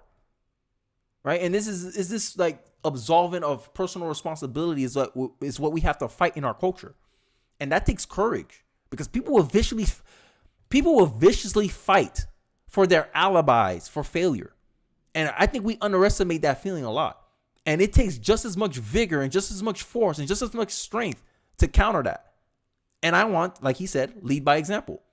Ask not what a good man is, be one. So I'm being one. I digress. Let's get back into it. And in some ways, we are, because we let it get there. But one of the things I've been convinced of, I've changed my mind on, is that I don't think we're nearly as divided as we're taught to believe. Right? I went to the south side of Chicago. It's one of the places it's not really where the political advisors would tell you to go if you're in a Republican primary. I went to Kensington and downtown in the inner city of Pennsylvania, in Philadelphia. And I'll tell you, the people in those rooms, especially in the south side of Chicago, where they're converting South Shore High School into an encampment for migrants who they're spending $7,000 per person per month on. This is the supposedly far left, nearly entirely black, Democratic voting bloc. And I have never heard more eloquent cases for securing the border and actually prioritizing the interests of Americans than I heard in that room. Some of the biggest fumble in the Republican Party is not realizing that immigration hurts everyone, right? And the fact that they allow the left, the Democrats, to paint it as some race issue is the biggest mistake that the Republican Party has ever done, right? They should call out, hey, no, immigration actually hurts black people more, legal immigrants more, because they're more like, their jobs are more at risk of getting taken over by illegal immigrants than white people, Asian people, and people of a higher skill level. No one wants to make that point. When illegals move in, they move in usually into what? The black neighborhoods. Because what? Black people tend to be disproportionately in poor neighborhoods, lower income areas. So they're the first to get taken over by immigrants.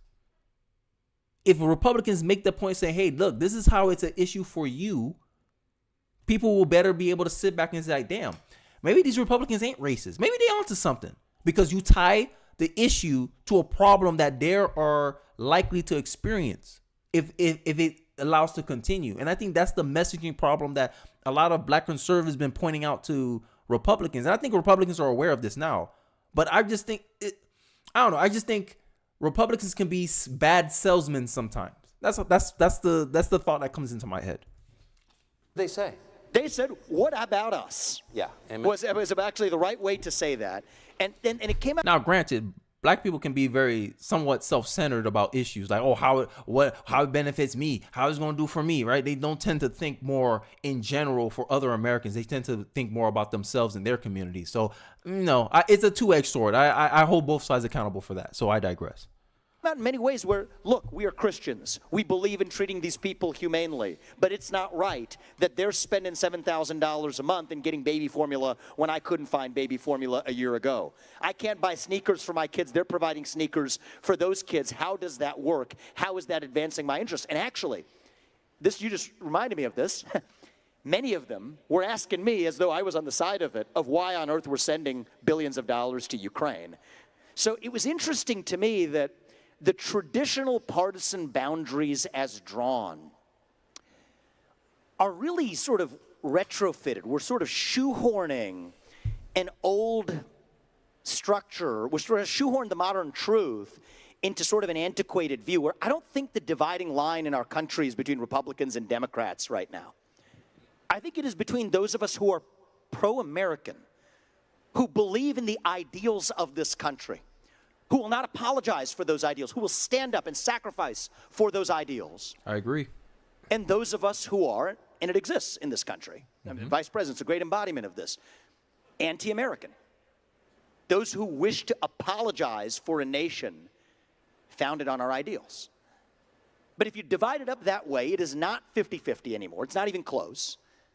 It's easily 80-20 in our favor, and half the 20 are people younger than me who never learned what those ideals were in the first place. We're going to bring them along too. And I think we have an opportunity to do in this country in 2024 what Ronald Reagan did in 1980. Deliver a landslide election, call the bluff on the division. Much of it is artificial.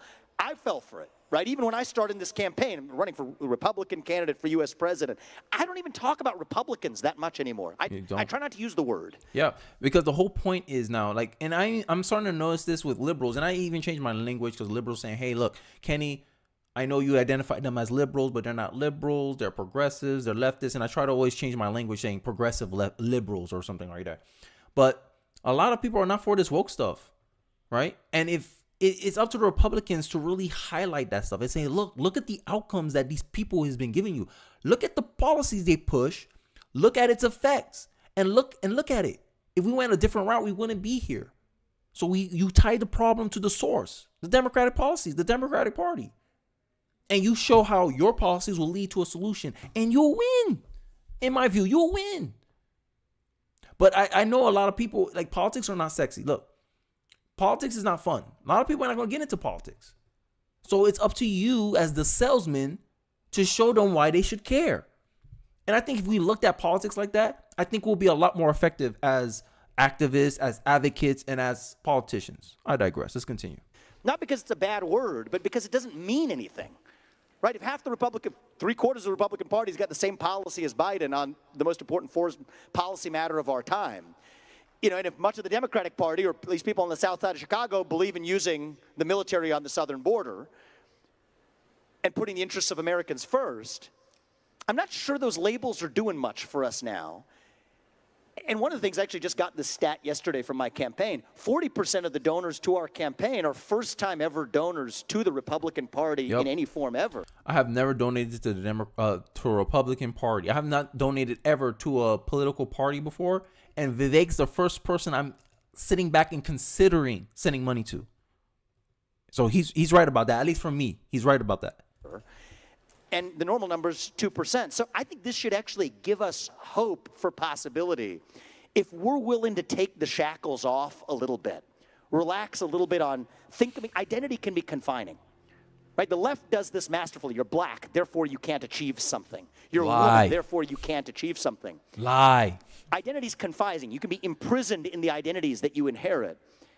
And I just want to be careful that we learn from the left, or learn, including what not to do, to be confined and imprisoned by our own identity of what it means to be Republican. Let's just let that word go and instead ask the question of what it actually means to be an American today.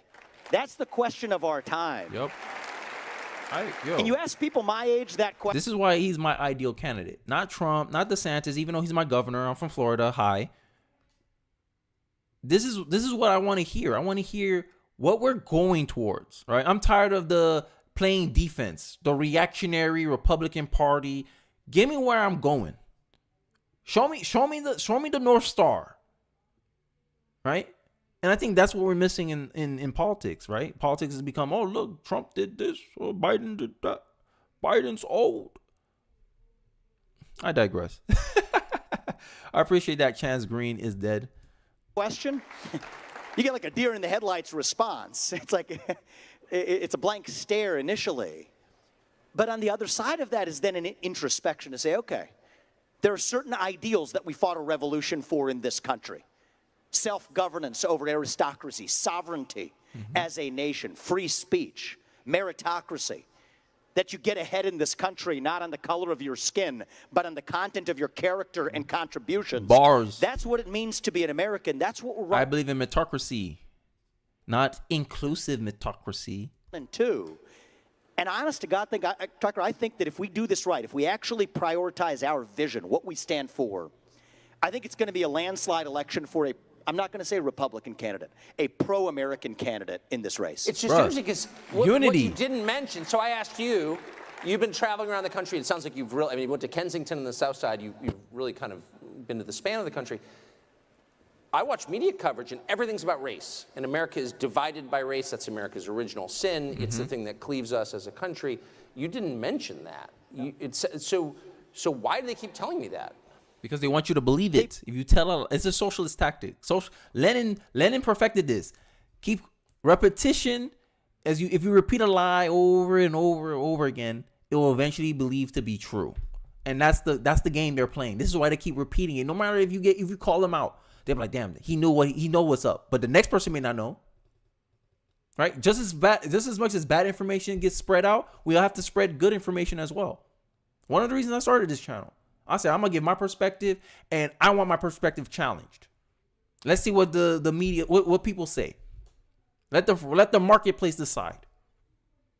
And that's what I'm talking about, that courage, that call to courage. Maybe if you're watching this, maybe you talk to your parents about politics. Maybe your parents is a Democrat. You may bring it up. Hey, how are you thinking about politics? Maybe share your perspective. Not necessarily come off as a Republican, but ask them questions. Challenge their assumptions. Why do you think that, Mom? Why do you think the Democrat Party is for black people and poor people? Why do you have that idea? Look at the outcomes they give you. Biden went in office and your life is harder because of it. For the highest inflation in 40 years. Biden did that. Biden's policies resulted in that. Do you think that's actually helping poor people? And you would have done more than if you went up and said, oh, we should vote Republican. No, you challenge, you meet them where they at. Okay, you're a Democrat. Let me challenge some assumptions about you. Let me ask some questions. Let me see where you get these ideas from, where you get these conclusions from. And I think that's how you drive change, 1% at a time, right?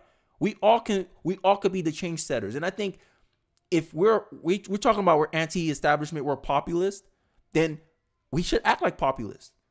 Hey, the establishment ain't gonna put it up for us. The establishment ain't gonna put no media pundit out there and telling us who's gonna represent our values or our needs. No, but we can.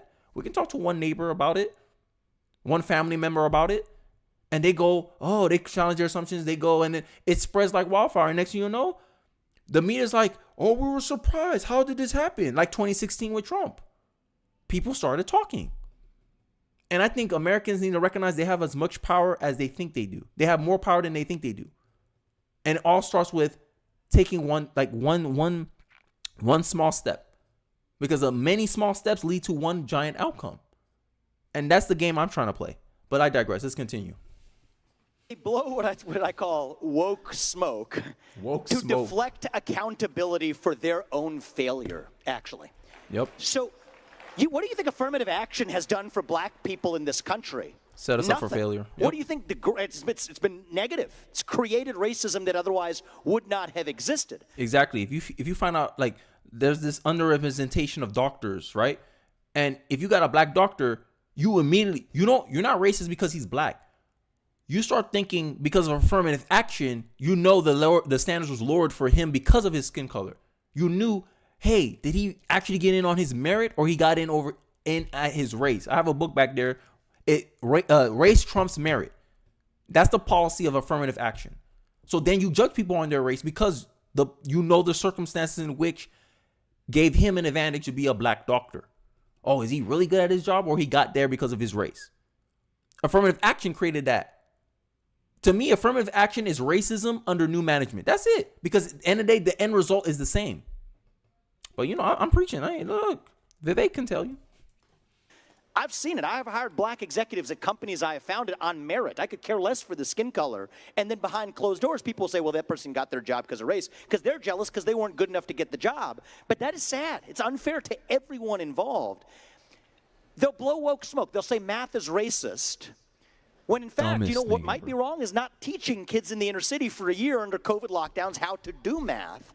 And then they're using this to cover up for that failure. Exactly. I personally think that's actually what's going on in the U.S. military, too. Right? People wonder about where's this wokeness in the military coming from.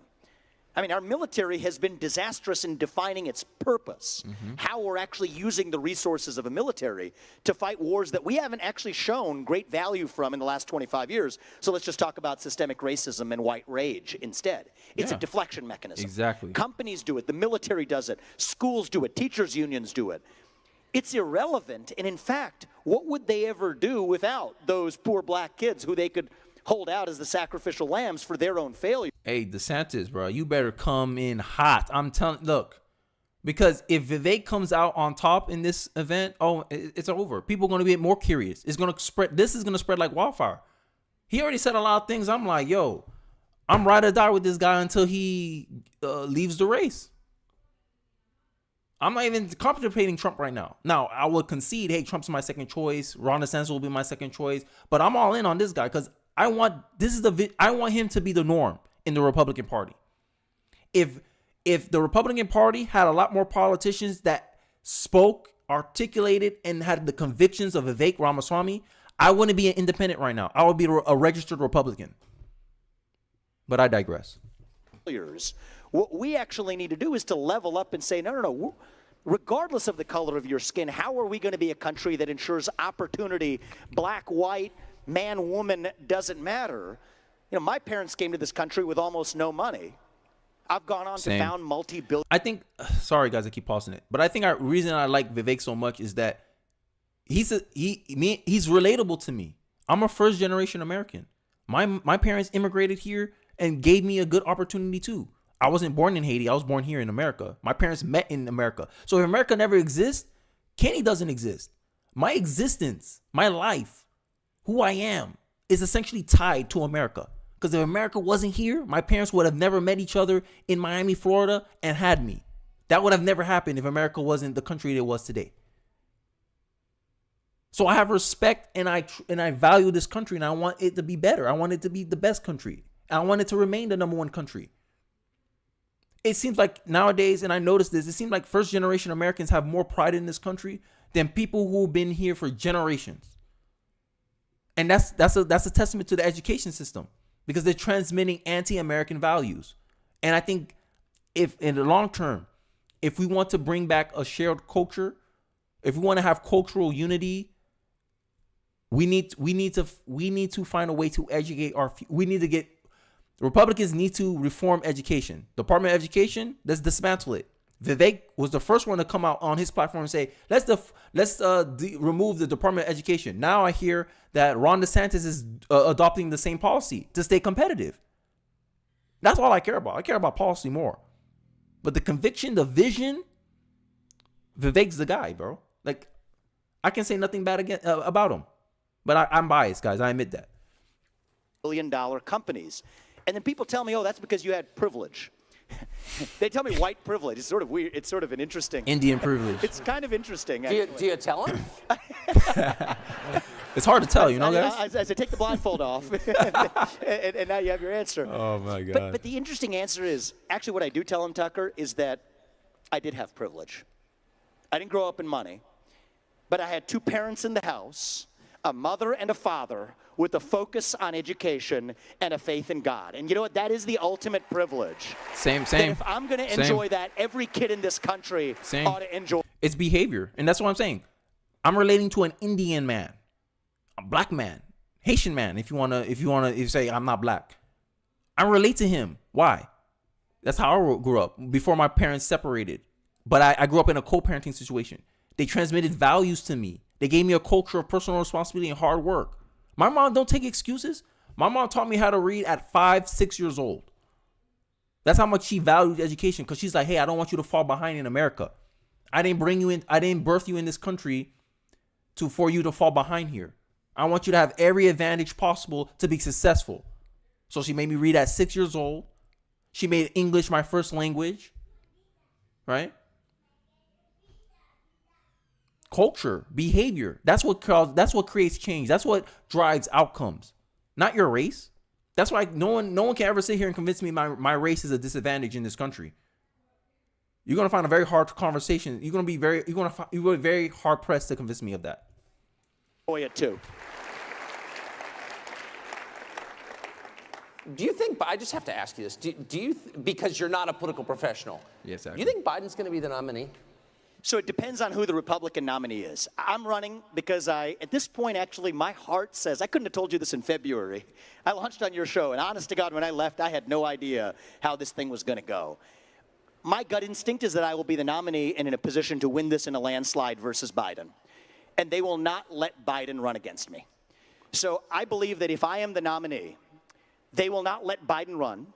It is why they're holding in the back pocket the documents case against Biden. Wow. It is why they're holding in the back pocket everything else that you're wondering why they're not charging or bringing now. It's not a Democrat or Republican thing. It's a managerial class, Exactly. deep state bureaucratic class versus elected official puppets thing. Establishment politics. And so they're not going to have to use that if it's Trump, because they think based on, They have a they don't chance. analyze, they analogize. They say we did it.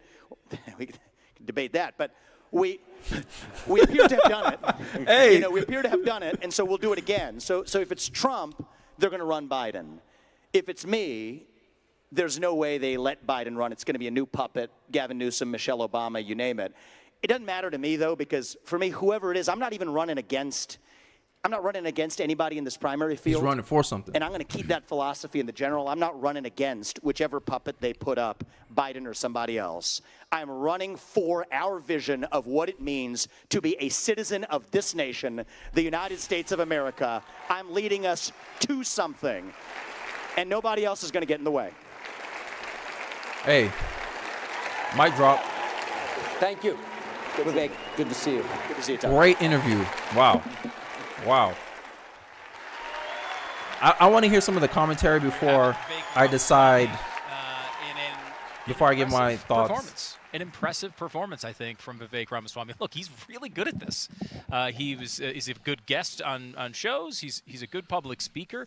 He's smart. He's bold with his ideas. And I think if you haven't seen Vivek in a political setting yet, you probably walk away from that pretty darn impressed. I mean, especially, looking at the rest of the field that we've seen today, I think he was the most impressive that we've seen so far, in my opinion. And, I mean, he hit some really important themes about going to something as to just to which is some of the biggest critiques that the Republican Party get, is that they're always reactionary instead of being more proactive, right? And I think that's a fair critique about the Republican Party, right?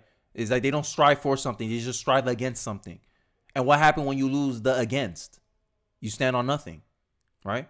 And I think that's the messaging. Like if Vivek does one thing in 2024, he shifts the perspective and the frame of the Republican Party, right? I think that would be one of his biggest contributions if he loses. And that's a big if, because I think he's in it to win it. You don't talk like that trying to be an advisor. You don't talk like that trying to be a VP. You talk like that because you're trying to be president. And I think he's sincere about that. So let's listen to the commentary, and I might jump around because I think Ron DeSantis might be speaking already, but I'll see that later. Let's see. Opposed to just going against something, and I think his idea. I think that when he hit the idea of privilege, I thought it was really, really a powerful part of his presentation there. The idea that privilege does not come in the form of skin color, does not come in the form of money. It comes in the form of two parents who have faith in God. I thought that really connected. Delano, I saw you writing. Yep, I think this made him so relatable. It's not even funny. So I'm gonna look at the live and see if DeSantis is up yet. Nope, they're still doing commentary. NONES. Yeah, right? so they're still doing commentary. Your thoughts, guys? How's your reaction? If you're in the comment section, let me know how you thought. Do you think Vivek ended up like Mike Pence, Tim Scott, and Hackinson? I'm just gonna say his last name because I ain't trying to repeat all that. No, good.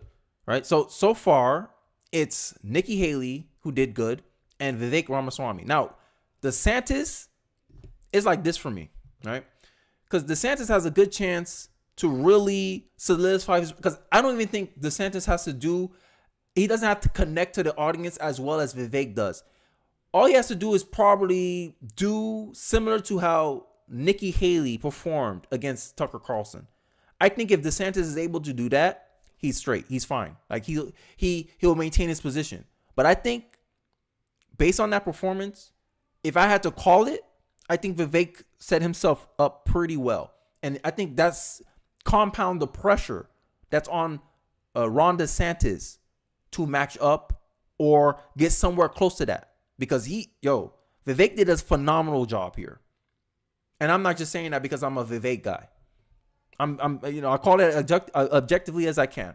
All right. I say Nikki Haley, she did better than I thought she would. I thought she was going to end up like these guys right here. But she didn't. Her door is still closed.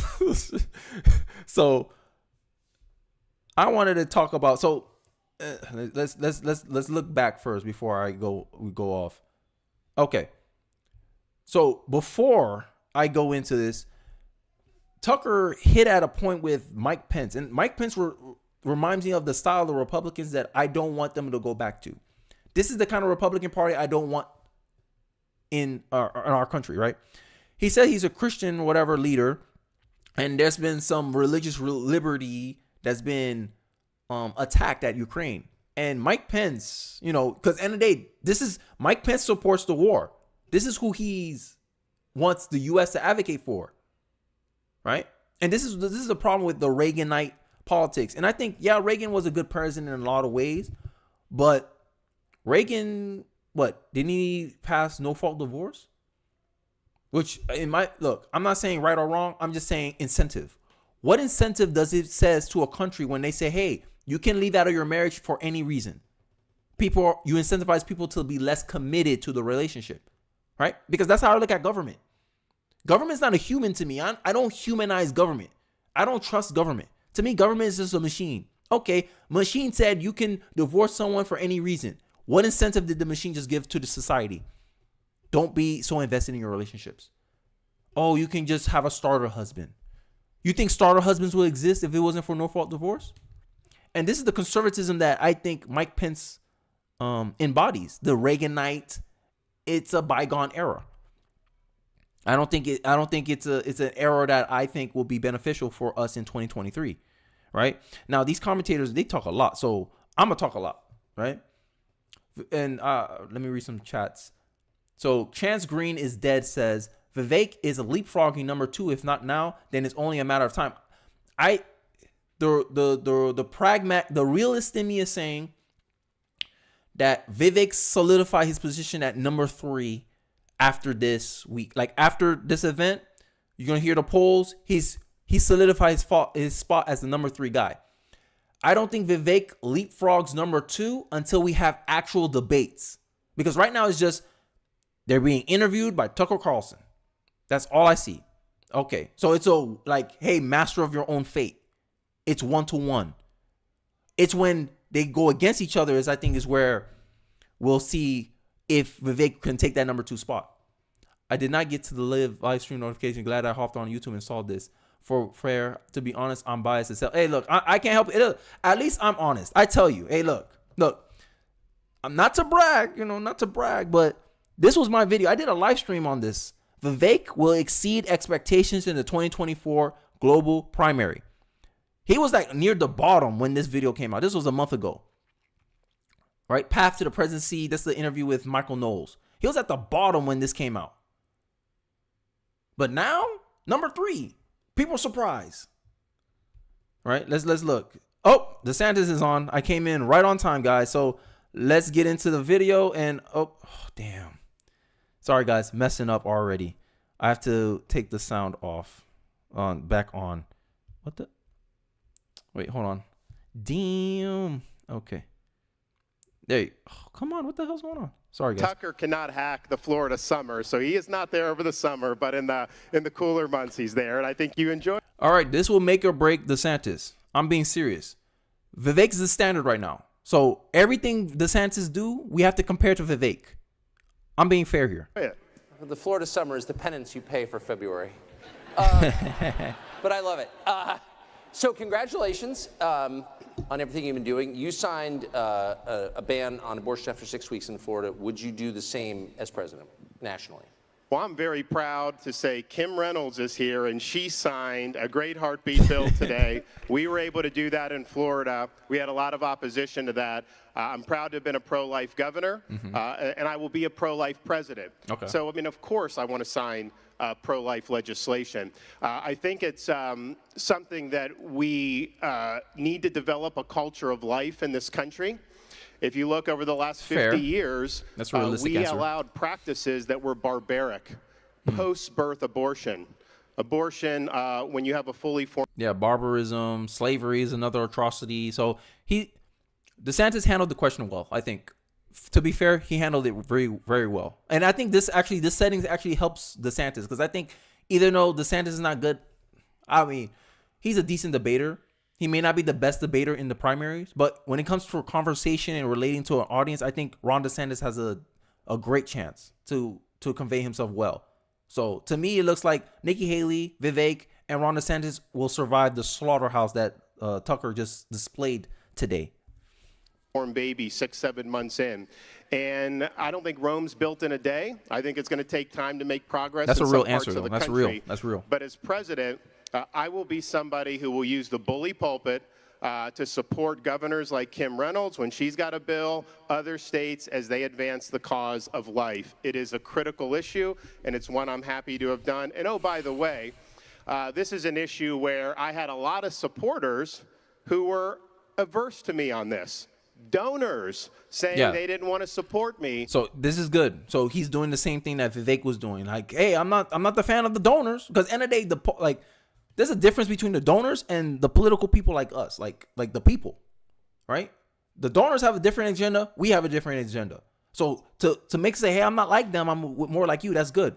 So right now he's still the advantage is with Ron DeSantis. If Ron DeSantis have a comparable performance with Vivek, he wins, because obviously he's more notable. He's actually a governor. He's actually in politics, so he has more weight behind him when he says, oh, I did this. Oh, I'm going to do that. Because Vivek is outside of politics. Ron DeSantis is in politics. So the fact that, oh, I brag about this. This is what I'm going to do, right? It gives more weight to his words compared to Vivek. And this is the realism coming out of me right now. If I stood for life. It's been written about how I lost a lot of really big supporters. Some of them just aren't pro-life. Some of them think it's a political liability. And at the end of the day, you get into office to be able to do what's right. And you've got to stand on principle, and you've got to say, why am I here? Okay. If you're here to contort yourself into a pretzel, to try to not have to take on big issues, to take the political road that's easier traveled, then you're not somebody that's dependable. So we stood up. We did what was right. Look, that's my governor, guys. That's what I'm saying. We lost some support as a result of that. But if I had a chance to do it again, I'd do it every day of the week and twice on Sunday. Hey, that's a good answer. That's a great answer. Can you? He's owning it. He's not trying to run away, and that's what a lot of Republicans do. They're for something, but then if the liberal media don't like it, they run away from it, or they try to apologize for their stance. I think that's a good direction that DeSantis took in that stance right there.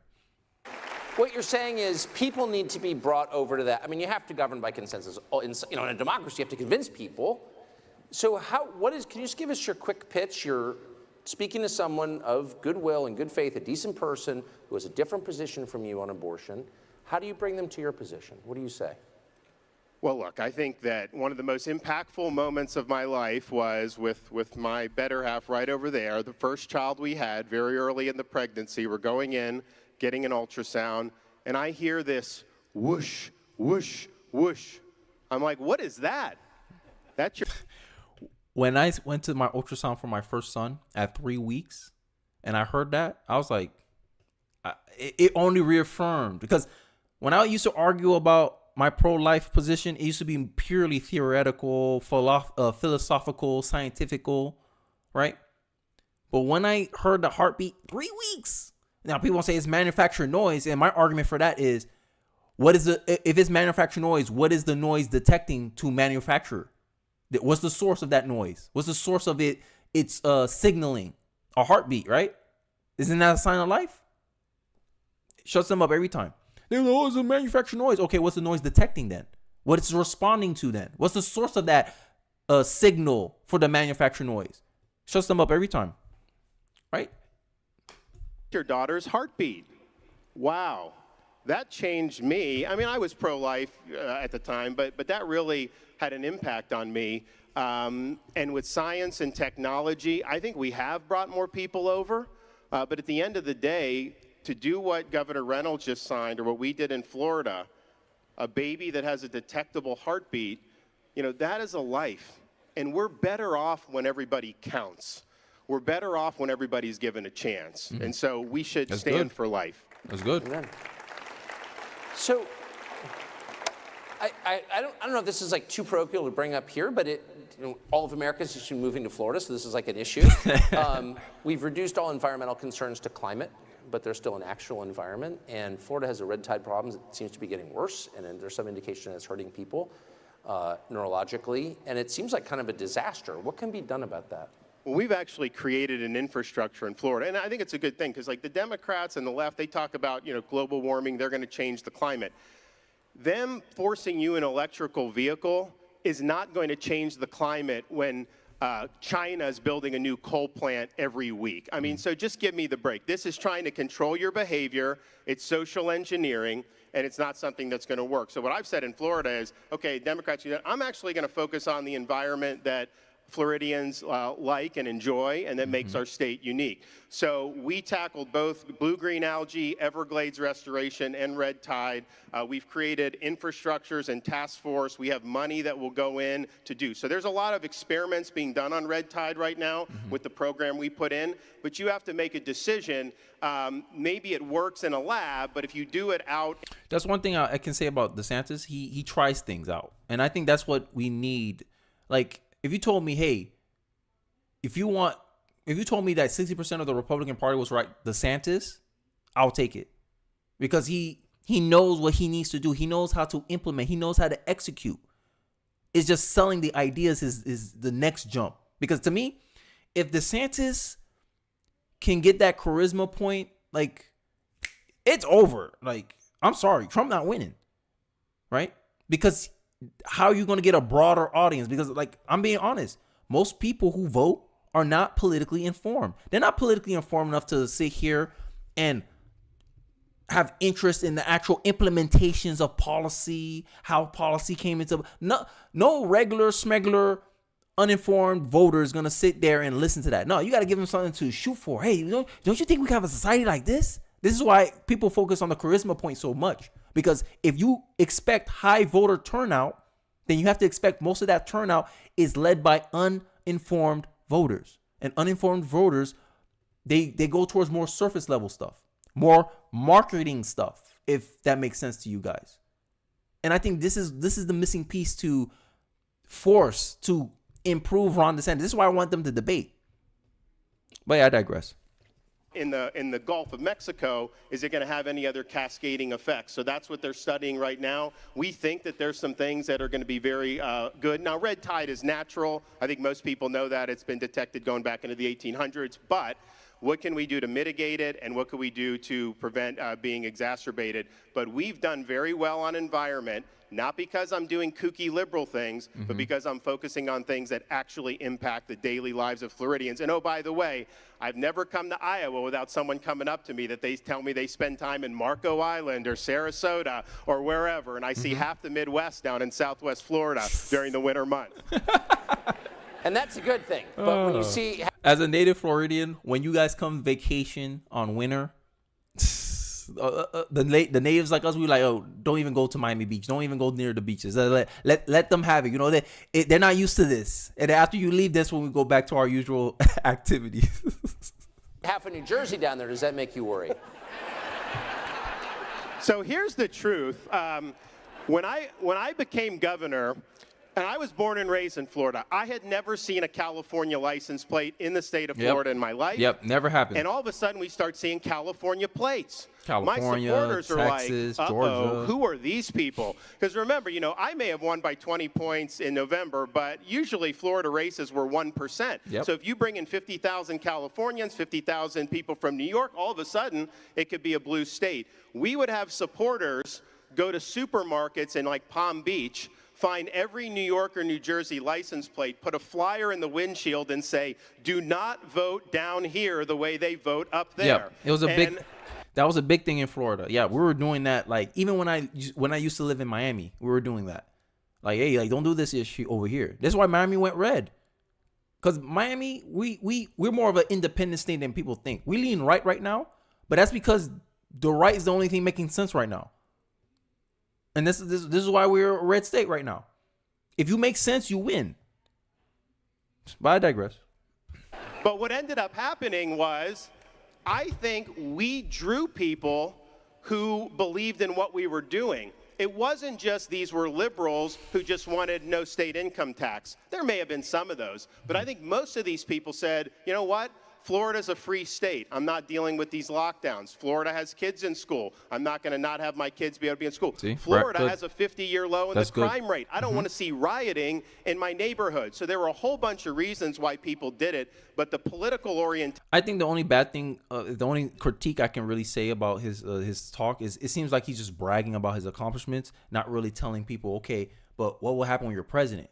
Because being president, being the governor of Florida and being president are two different things. And how exactly will we benefit by electing you when the circumstances surrounding you're in a supermajority and it's easier for you to push your agenda, but when you go to the federal government, it's a lot harder to push your agenda. How necessarily what vision are you casting for the rest of America, right? Because this can come off like, okay, you're bragging about Florida, but I live in New Jersey. I live in Georgia. Like, how you gonna, like, what about me? How I know you're gonna do the same thing? No? So I digress. Of it actually turned out pretty good. So you're getting the good ones. We're getting good ones. And you know what? We're converting people too. I mean, that's, I think, something that we have to do as a movement. You can't just preach only to the choir. I want to get some other people who may not have voted Republican in the past and get them on our team. And we've done that in Florida in record numbers. And I think it can be done across the country. We're up against a movement that is parroting woke ideology, that their message to the American people is that men can get pregnant. Really?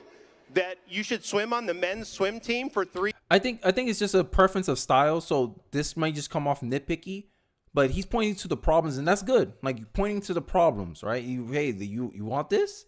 You want this? But it goes back to what I was saying before. Like you're like reactionary, not being very proactive about the stuff, right? Right? Like, tell me what's the solutions and why it's good for us, instead of saying, hey, you want that? If you don't want that, vote for me. That's the messaging style that I don't prefer. So I'm admitting I'm being nitpicky here, but he's doing good so far. Like, he's doing great. Like, so far, I think he's doing better than Nikki Haley. Like, the response from the crowd, they're laughing, they're giggling, they're applauding. I think he got more. That's how I'm evaluating them, by the way. This is how I try to stay myself objective. How the crowd reacts to what they're saying. But I digress. 3 years, switch to the women's team, and you can be the women's national champion. Most people don't buy that, and so I think we have an opportunity to really capture a lot of voters by representing a platform of common sense and sanity and traditional American values. Amen. So, as president, you'd be in charge pretty much single-handedly of America's foreign policy. So with that in mind, I have to ask you about Ukraine. So in the spring, you described the war in Ukraine as a, quote, territorial dispute. I think this is going to be the deciding factor right here. It was not central to America's national interest. There was an outcry over this, and then pretty soon after you seemed to change your view and describe Putin as a war criminal and say that it was central to America's foreign policy. Why did you change, and where are you now? So the last part I did not say. I served in Iraq during the Iraq campaign in Fallujah. I was attached to U.S. Navy SEAL Team 1. I don't want to pause it, but I hate when they do that. Remember, just answer it directly, then go into your spiel. Then we had Al-Qaeda in Iraq. Then it was create a democracy. Then it was that. And so the lesson that I learned from there is if you're going to commit to do military, whether it's aid or whether it's troops, you need to have a concrete idea of what you're trying to achieve. And so from the time I got out of the sandbox and landed back in the United States 15 years ago until the present, I've always felt that. And so my critique of the DC foreign policy elite is that they are doing a blank check policy without telling us when we will have achieved our objective. And I believe that today, and I believe that then. Now, because you dissent from the DC foreign policy elite, they then try to smear you and say, oh, you must be for Putin.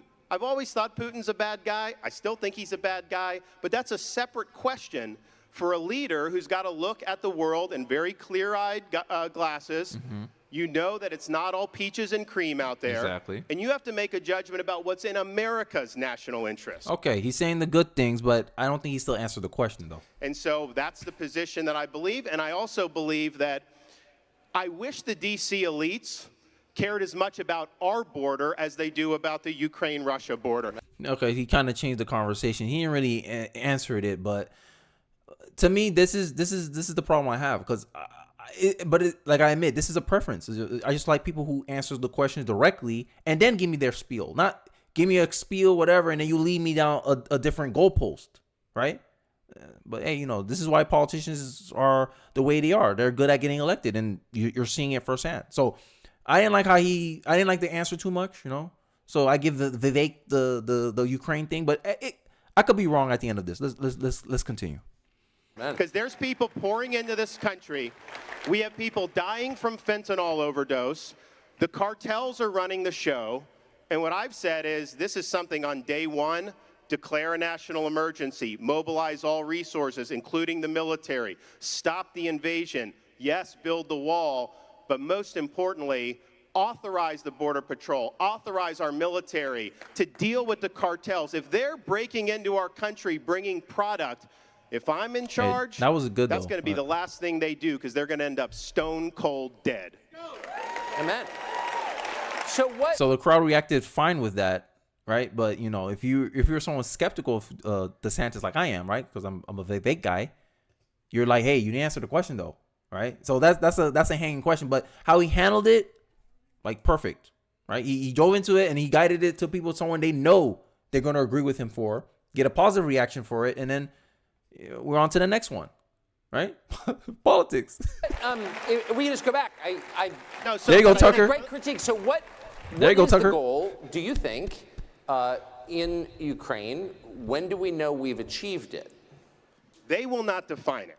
And What do you think it should be? Yeah, there you go. I think the goal should be to have a sustainable peace in Europe. Okay, we don't want there to be war breaking out. There have been a lot of people that have been killed, displaced. It's a horrible thing. He's just like, he comes off like a journalist. Like, I'm explaining the situation. We know the situation, Ron. We just want to know what you would do about it.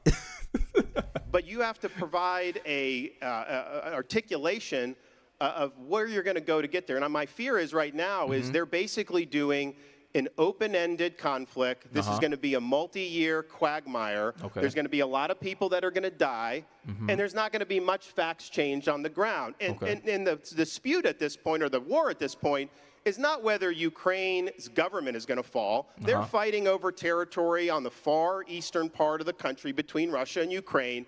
And that's kind of where this is at. So the question is, okay, how do you get that to where we can stop this? And also, from our national interest, this is humiliating for our country that we're running out of ammunition. Yeah. They're now trying to... You're making us helpless, and then we're helping someone that we're not even getting no direct benefit from. I understand that. But you see what I'm saying? He's just describing the situation. He's not really answering the question. So hopefully Tucker run it back again. Mobilize troops, U.S. troops, to go to Europe when we have a major threat in the Indo-Pacific, the Chinese Communist Party, who they're basically given a free pass to. As president, I would prioritize the threats to our national security. The top threat to this country is China. It's China's ambitions, it's China's industrial capacity, it's the CCP's ability to pollute our culture, impact our universities. Incidentally, in Florida, we got rid of the Confucius Institutes that they put in universities. We cracked down on them being able to do research dollars to our universities, and we banned any purchase of land by the CCP in the state of Florida. So So given Get him, Tucker, get him. Because when he said national security, I keep thinking alibi to continue the war. Oh, we think about the national security, right? He didn't really directly answer. It's like, it felt like a cover up.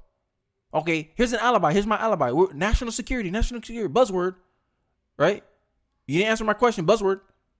But we'll see how this goes. Here's the thing, though.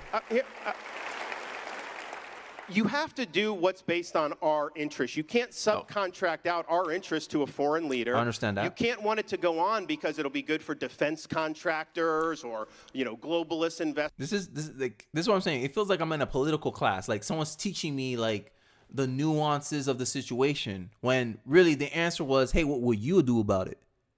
Right? And you just explained the situation. We know the situation already. That's why we asked you what you will do about it. And he's just like explaining this stuff. I don't know. I just like people who answers things directly and then give me their explanation, right? Investors, it's all about what's in our interest. And I think we're basically in a situation with our foreign policy. We're providing a blanket security to Europe. They're not paying their fair share, and we're not doing what we need to do to project power in the Pacific. At the end of the day, the CCP respects hard power. And I'm concerned that because a strong America can deter conflict, I think a weak America may be on the path to inviting conflict with China. And if we continue to be weak abroad and allow our culture to deteriorate here at home, we can have a situation where our kids or grandkids are studying, memorizing 37 different pronouns in Mandarin, and we can't have that. So we've got to do better as a country.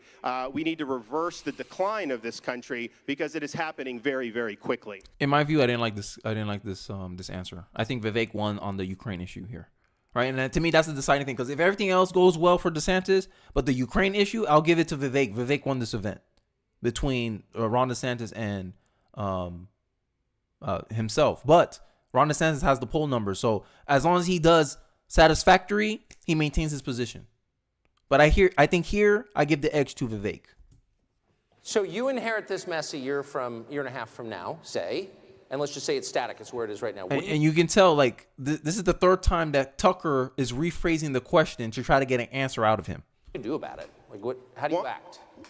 One, Europe needs to do more. This is their backyard. Okay. We have NATO countries that don't produce support for their own defenses. Okay. And we're supposed highlighting to do the it, problem. And we're taking away weapons and ammo that could go to respond to contingencies What's overseas. the solution? So we would do more in terms of the Pacific. And the goal should be to bring it to a conclusion. Okay, what kind of conclusion? In a way that's a sustainable peace and that doesn't reward aggression. He's not answering the question, and you have guys. to be able to use Tucker, different levers that you have. Get him, for example, Tucker. one of the leverages I would use vis-a-vis Russia is I would do our own energy exploration and send it over to Europe so they don't have to rely on Putin. I would stop giving Iran a free pass like Biden is because they're funding Russia. So we have some ability to... Those options, I think, will escalate the war, because then Russia will see it as a way of, oh, you're trying to embolden Ukraine and weaken us to help them, right? And this is why Russia invaded in the first place, because Russia warned, hey, keep Ukraine away from NATO, so that way I have some buffer between you guys and myself. The minute he felt like Ukraine was going to do something, he invaded. So you don't think you making Europe energy independent from Russia, taking oil away from Russia, will not warrant Russia to escalate the war? I don't know, man. This is my thoughts. I'm not a foreign expert. Like, I'm the most ignorant person, but I'm just saying from like a strategic point of view, from someone with limited foreign relations knowledge, that's something that stood out to me, and I'm just articulating that openly. Let me hear your thoughts in the comment section or in the chat. I continue. To use this, but the goal should be we cannot have a quagmire that goes on for years and years. And seeing Biden put those troops there, I can tell you, we cannot have American troops in Ukraine. That is a total non-starter. Okay. All right. Okay. So why? I mean, you've got a whole Congress, and there are a ton of Republicans there. They claim they run the House. I haven't heard anybody say that. Why? Well, no, I think some of them tried to say that there should be. Yeah, they lost badly. I think they got 33. He didn't take a position. He just gave nuances, and he's saying, hey, I think the worst option, Biden did it. I think that's how he phrased the question. So I felt like he answered it, but it didn't satisfy me on the question. I think that's I think I'm being fair, guys. The DeSantis people, if you saw this, I'm being fair. 3 votes. They did, but I'm just, Yeah. I think there are some people that said you need to define the mission before you're able to send any American tax dollars over. And oh, by the way, they haven't even been able to account for all this. So we don't know who's coming across the southern border. We don't know where all the money sent to Ukraine is gone. We don't know whose cocaine it was in the White House. I mean, what's your guess on that? I'm sorry. I mean, Hey. Let me put it this way. We have issues in Florida with parents' rights, and they're trying to put pornography in the schools. I think a lot of you have seen this. It's sad that this is the case. We allow the parents to blow the whistle. You can get it out. And our message to people has basically been like, look, adult material does not belong in a 5th grade classroom. You know, if you want to see the pornography, just check out Hunter's laptop. I'm sure you can have that till your heart's content. is that available in your schools? Hopefully not. My kids are older. I don't know. Oh, my God. So Tucker's good at this. How concerned are you that in the wake of whatever the next economic disruption that we're going to face is, and everyone kind of feels like maybe there's something coming, that will wind up with digital currency issued by the central bank? Well, if I am the president on day one, we will nix central bank digital currency. Done, dead, not happening in this country. In the same. I haven't done much research on the central digital currency stuff, but for sure, I'm against any type of centralization of authority and so. Because at the end of the day, if you centralize something, it's easier to manage a centralized institution instead of a decentralized institution. So I'm always against centralization as a default position. So yes, I agree with what Ron DeSantis is laid out right here. And you see, he answered that directly. But when it came to Ukraine, you got to understand the nuances and the gas and the oils and the trees. Like, I don't know why I started talking Italian. But let's continue. State of Florida, because the Fed has been talking about this. Oh, yeah. And what the Fed said was, well, we wouldn't do it without consulting the legislative and executive branches. Ideally, we would get a law passed. No. That's not how the Constitution says. It's only ideal that you get a law passed. You would have to get a law passed. I don't think Congress would pass that. So I think the Fed may try to do something unilaterally. So what we did in Florida is we basically passed a law that says we do not recognize CBDC in the state of Florida. And yes, I think other states are probably. And I think states need to do the same thing with ESG type funds and policies as well. Going to follow suit. That will jam their ability to do it through executive action. They don't have authority to do it. There'd be lawsuits and everything. For those who don't know what CBDC is, what they want to do, and this is tied in with like Davos, World Economic Forum, all these people. They want the Fed, they want to get rid of cash. They want no cryptocurrency. And they want this to be the sole form of legal tender. And they have said this publicly at like Davos and these other places. It will allow them to prohibit, quote, undesirable purchases like fuel and ammunition. No so control. The minute Sorry. you give them the power to no mas. Sorry. do this, they are going to impose a social credit system on this country. CBDC is a massive threat to American liberty. On January 20th, 2025, it goes to the ash heap of history in this country. So if you were to become president, and previous presidents have discovered this, so you and the vice president too, but you're the only elected leaders in an executive branch that's the largest human organization in history. Millions of people, work for you. And a lot of them just hate you because they're all partisan Democrats.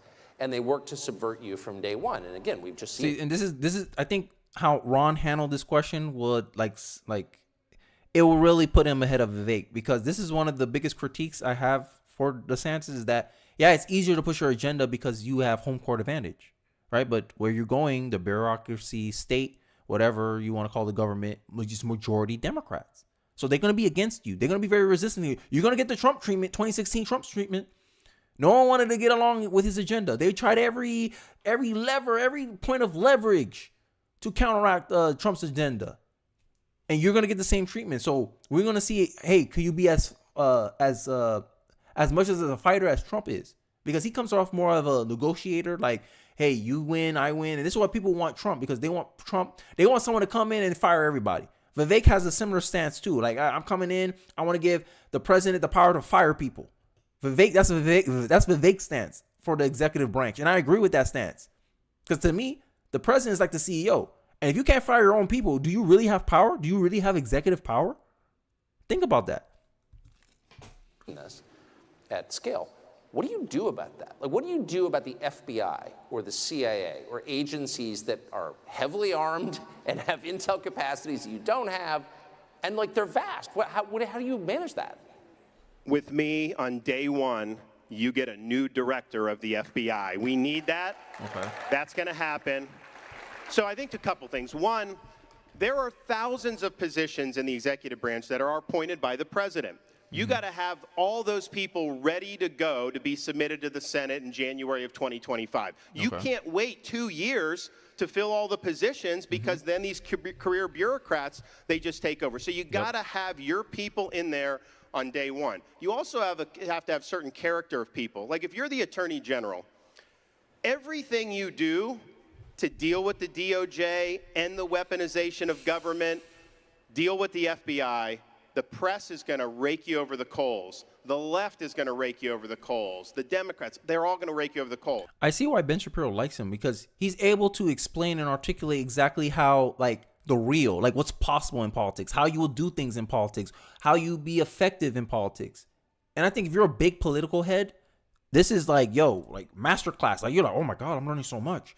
But if you're a regular person that's half interested in politics, you're more like a Tim Pool culture war kind of person, this is boring for you, right? Now, me, I'm paying attention. I'm obviously like, because I don't know, I like to listen to people. So to me, I find this interesting to know the ins and outs and the intricacies and the tactical stuff. This is fun for me. But for the regular person, I'm being serious. I'm being honest. To me, this is not boring. But I'm thinking about it from, if I put my wife here and I told her, hey, watch Ron DeSantis, who she has no interest in politics, by the way, she's going to be like, I don't understand what he's saying. Right? But if I put Vivek, oh, I understand that. Oh, yeah, because you're casting a vision. And Vivek can like, oh, this is how we get there. But him is more like, oh, like, you can do this and you can do that. It feel like I'm in a political class. I digress, though. You either are down for that or you're not. And if you can't handle that, if you don't have the backbone to do that, you will fail at that job. So you need people, and I look at different folks in government, like on the Supreme Court. I would look to Clarence Thomas as the example, because he doesn't budge. He doesn't care what the media says about him. They've smeared him 6 ways from Sunday. He does what he thinks is right. So you got to have those people. And then you have levers that you can pull. I believe Article 2 of the Constitution means the president has the executive authority.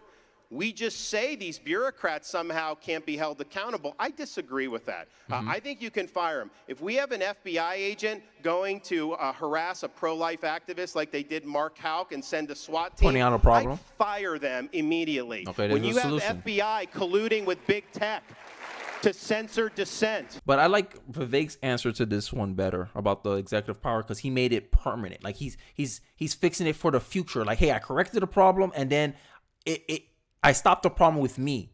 But the answer that DeSantis is doing is like, oh, I'm just going to fire him, and then I have everything in my favor right now, but that's not, you can't guarantee that for the future. That's all I'm trying to say. I would fire those people. Had I been president 2020, Anthony Fauci would have been fired, and you've got to be willing to do it.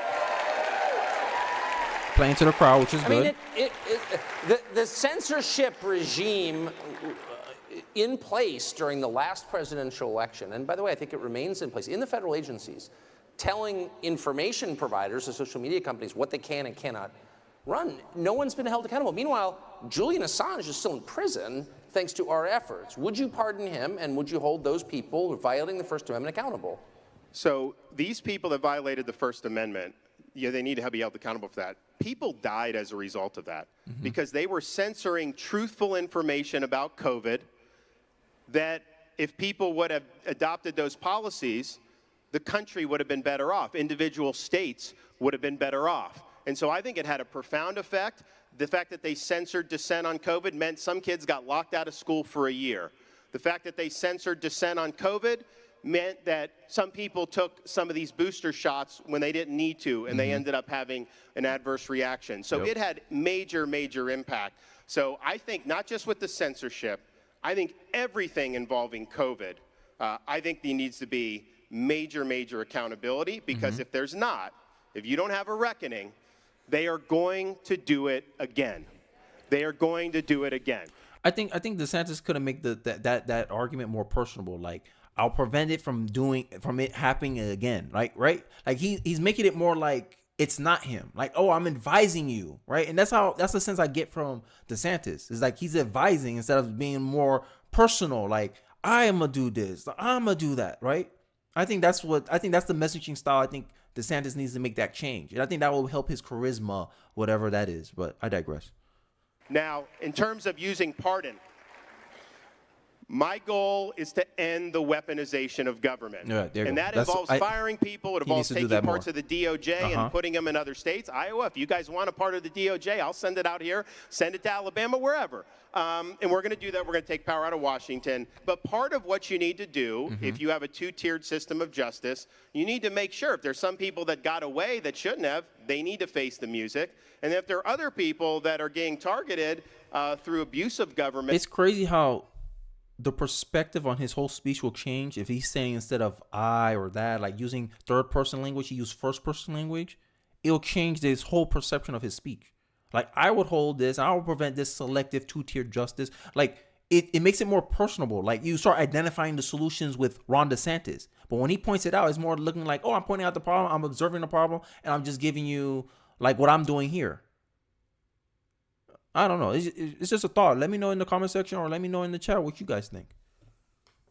Then there needs to be use of the pardon power. So the day after the election, we're going to open up an ability for people to submit applications, ask for the pardon based on whether they were treated dissimilarly or whether the government mobilized against them. And so we're going to do it the front end of the administration. I'm not going to wait till my last day in office. Do it the front end. And if people are doing that, and that's part of ensuring a single standard of justice, we will be willing to use the pardon power. It's going to be done on a case-by-case basis, because I'm a governor, and I've actually had to look at these things, and you owe it to everybody to do that. But we will be issuing pardons, and that'll be determined based on the facts and circumstances at the time.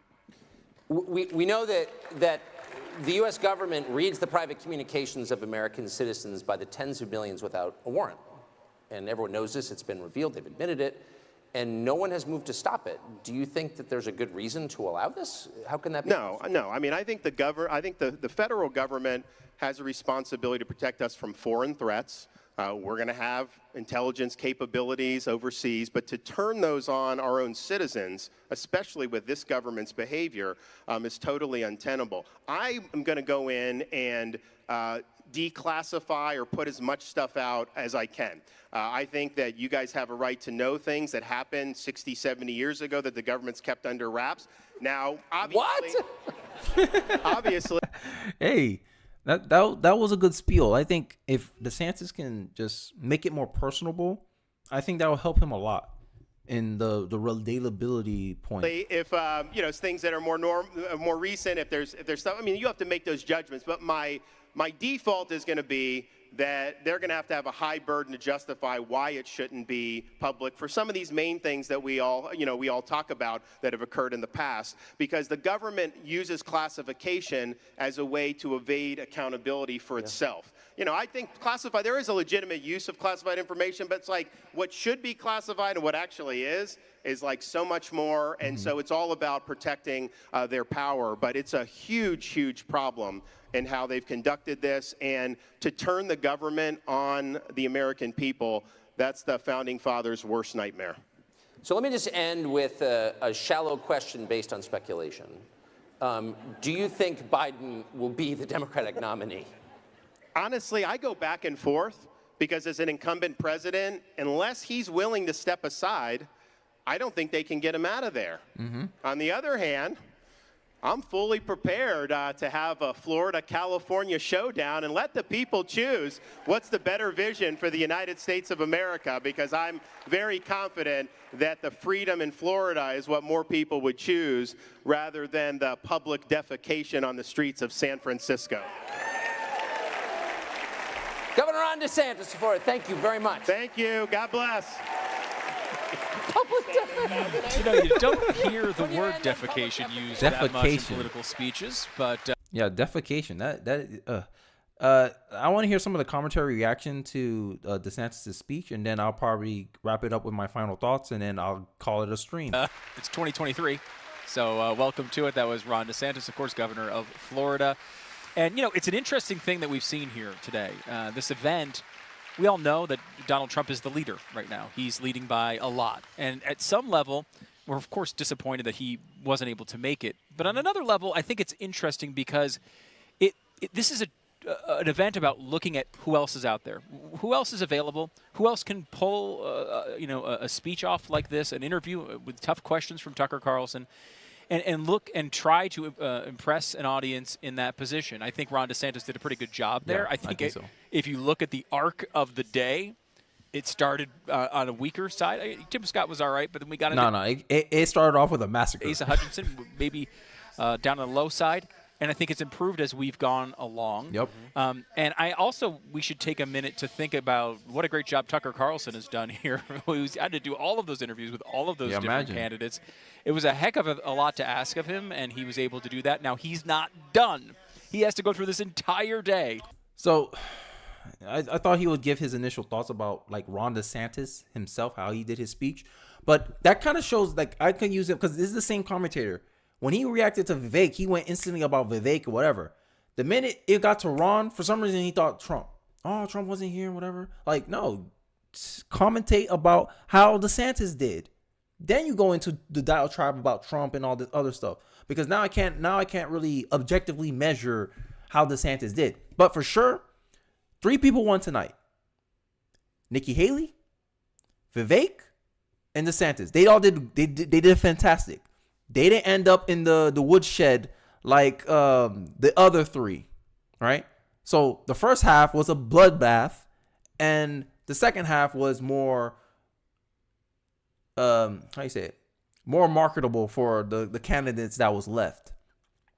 So I think everyone did a good job. I think if I had to pick who did the best, I'll say Nikki was a 6, DeSantis was an 8. And Vivek was a 9, right? And I'm biased, so you take 2 points off.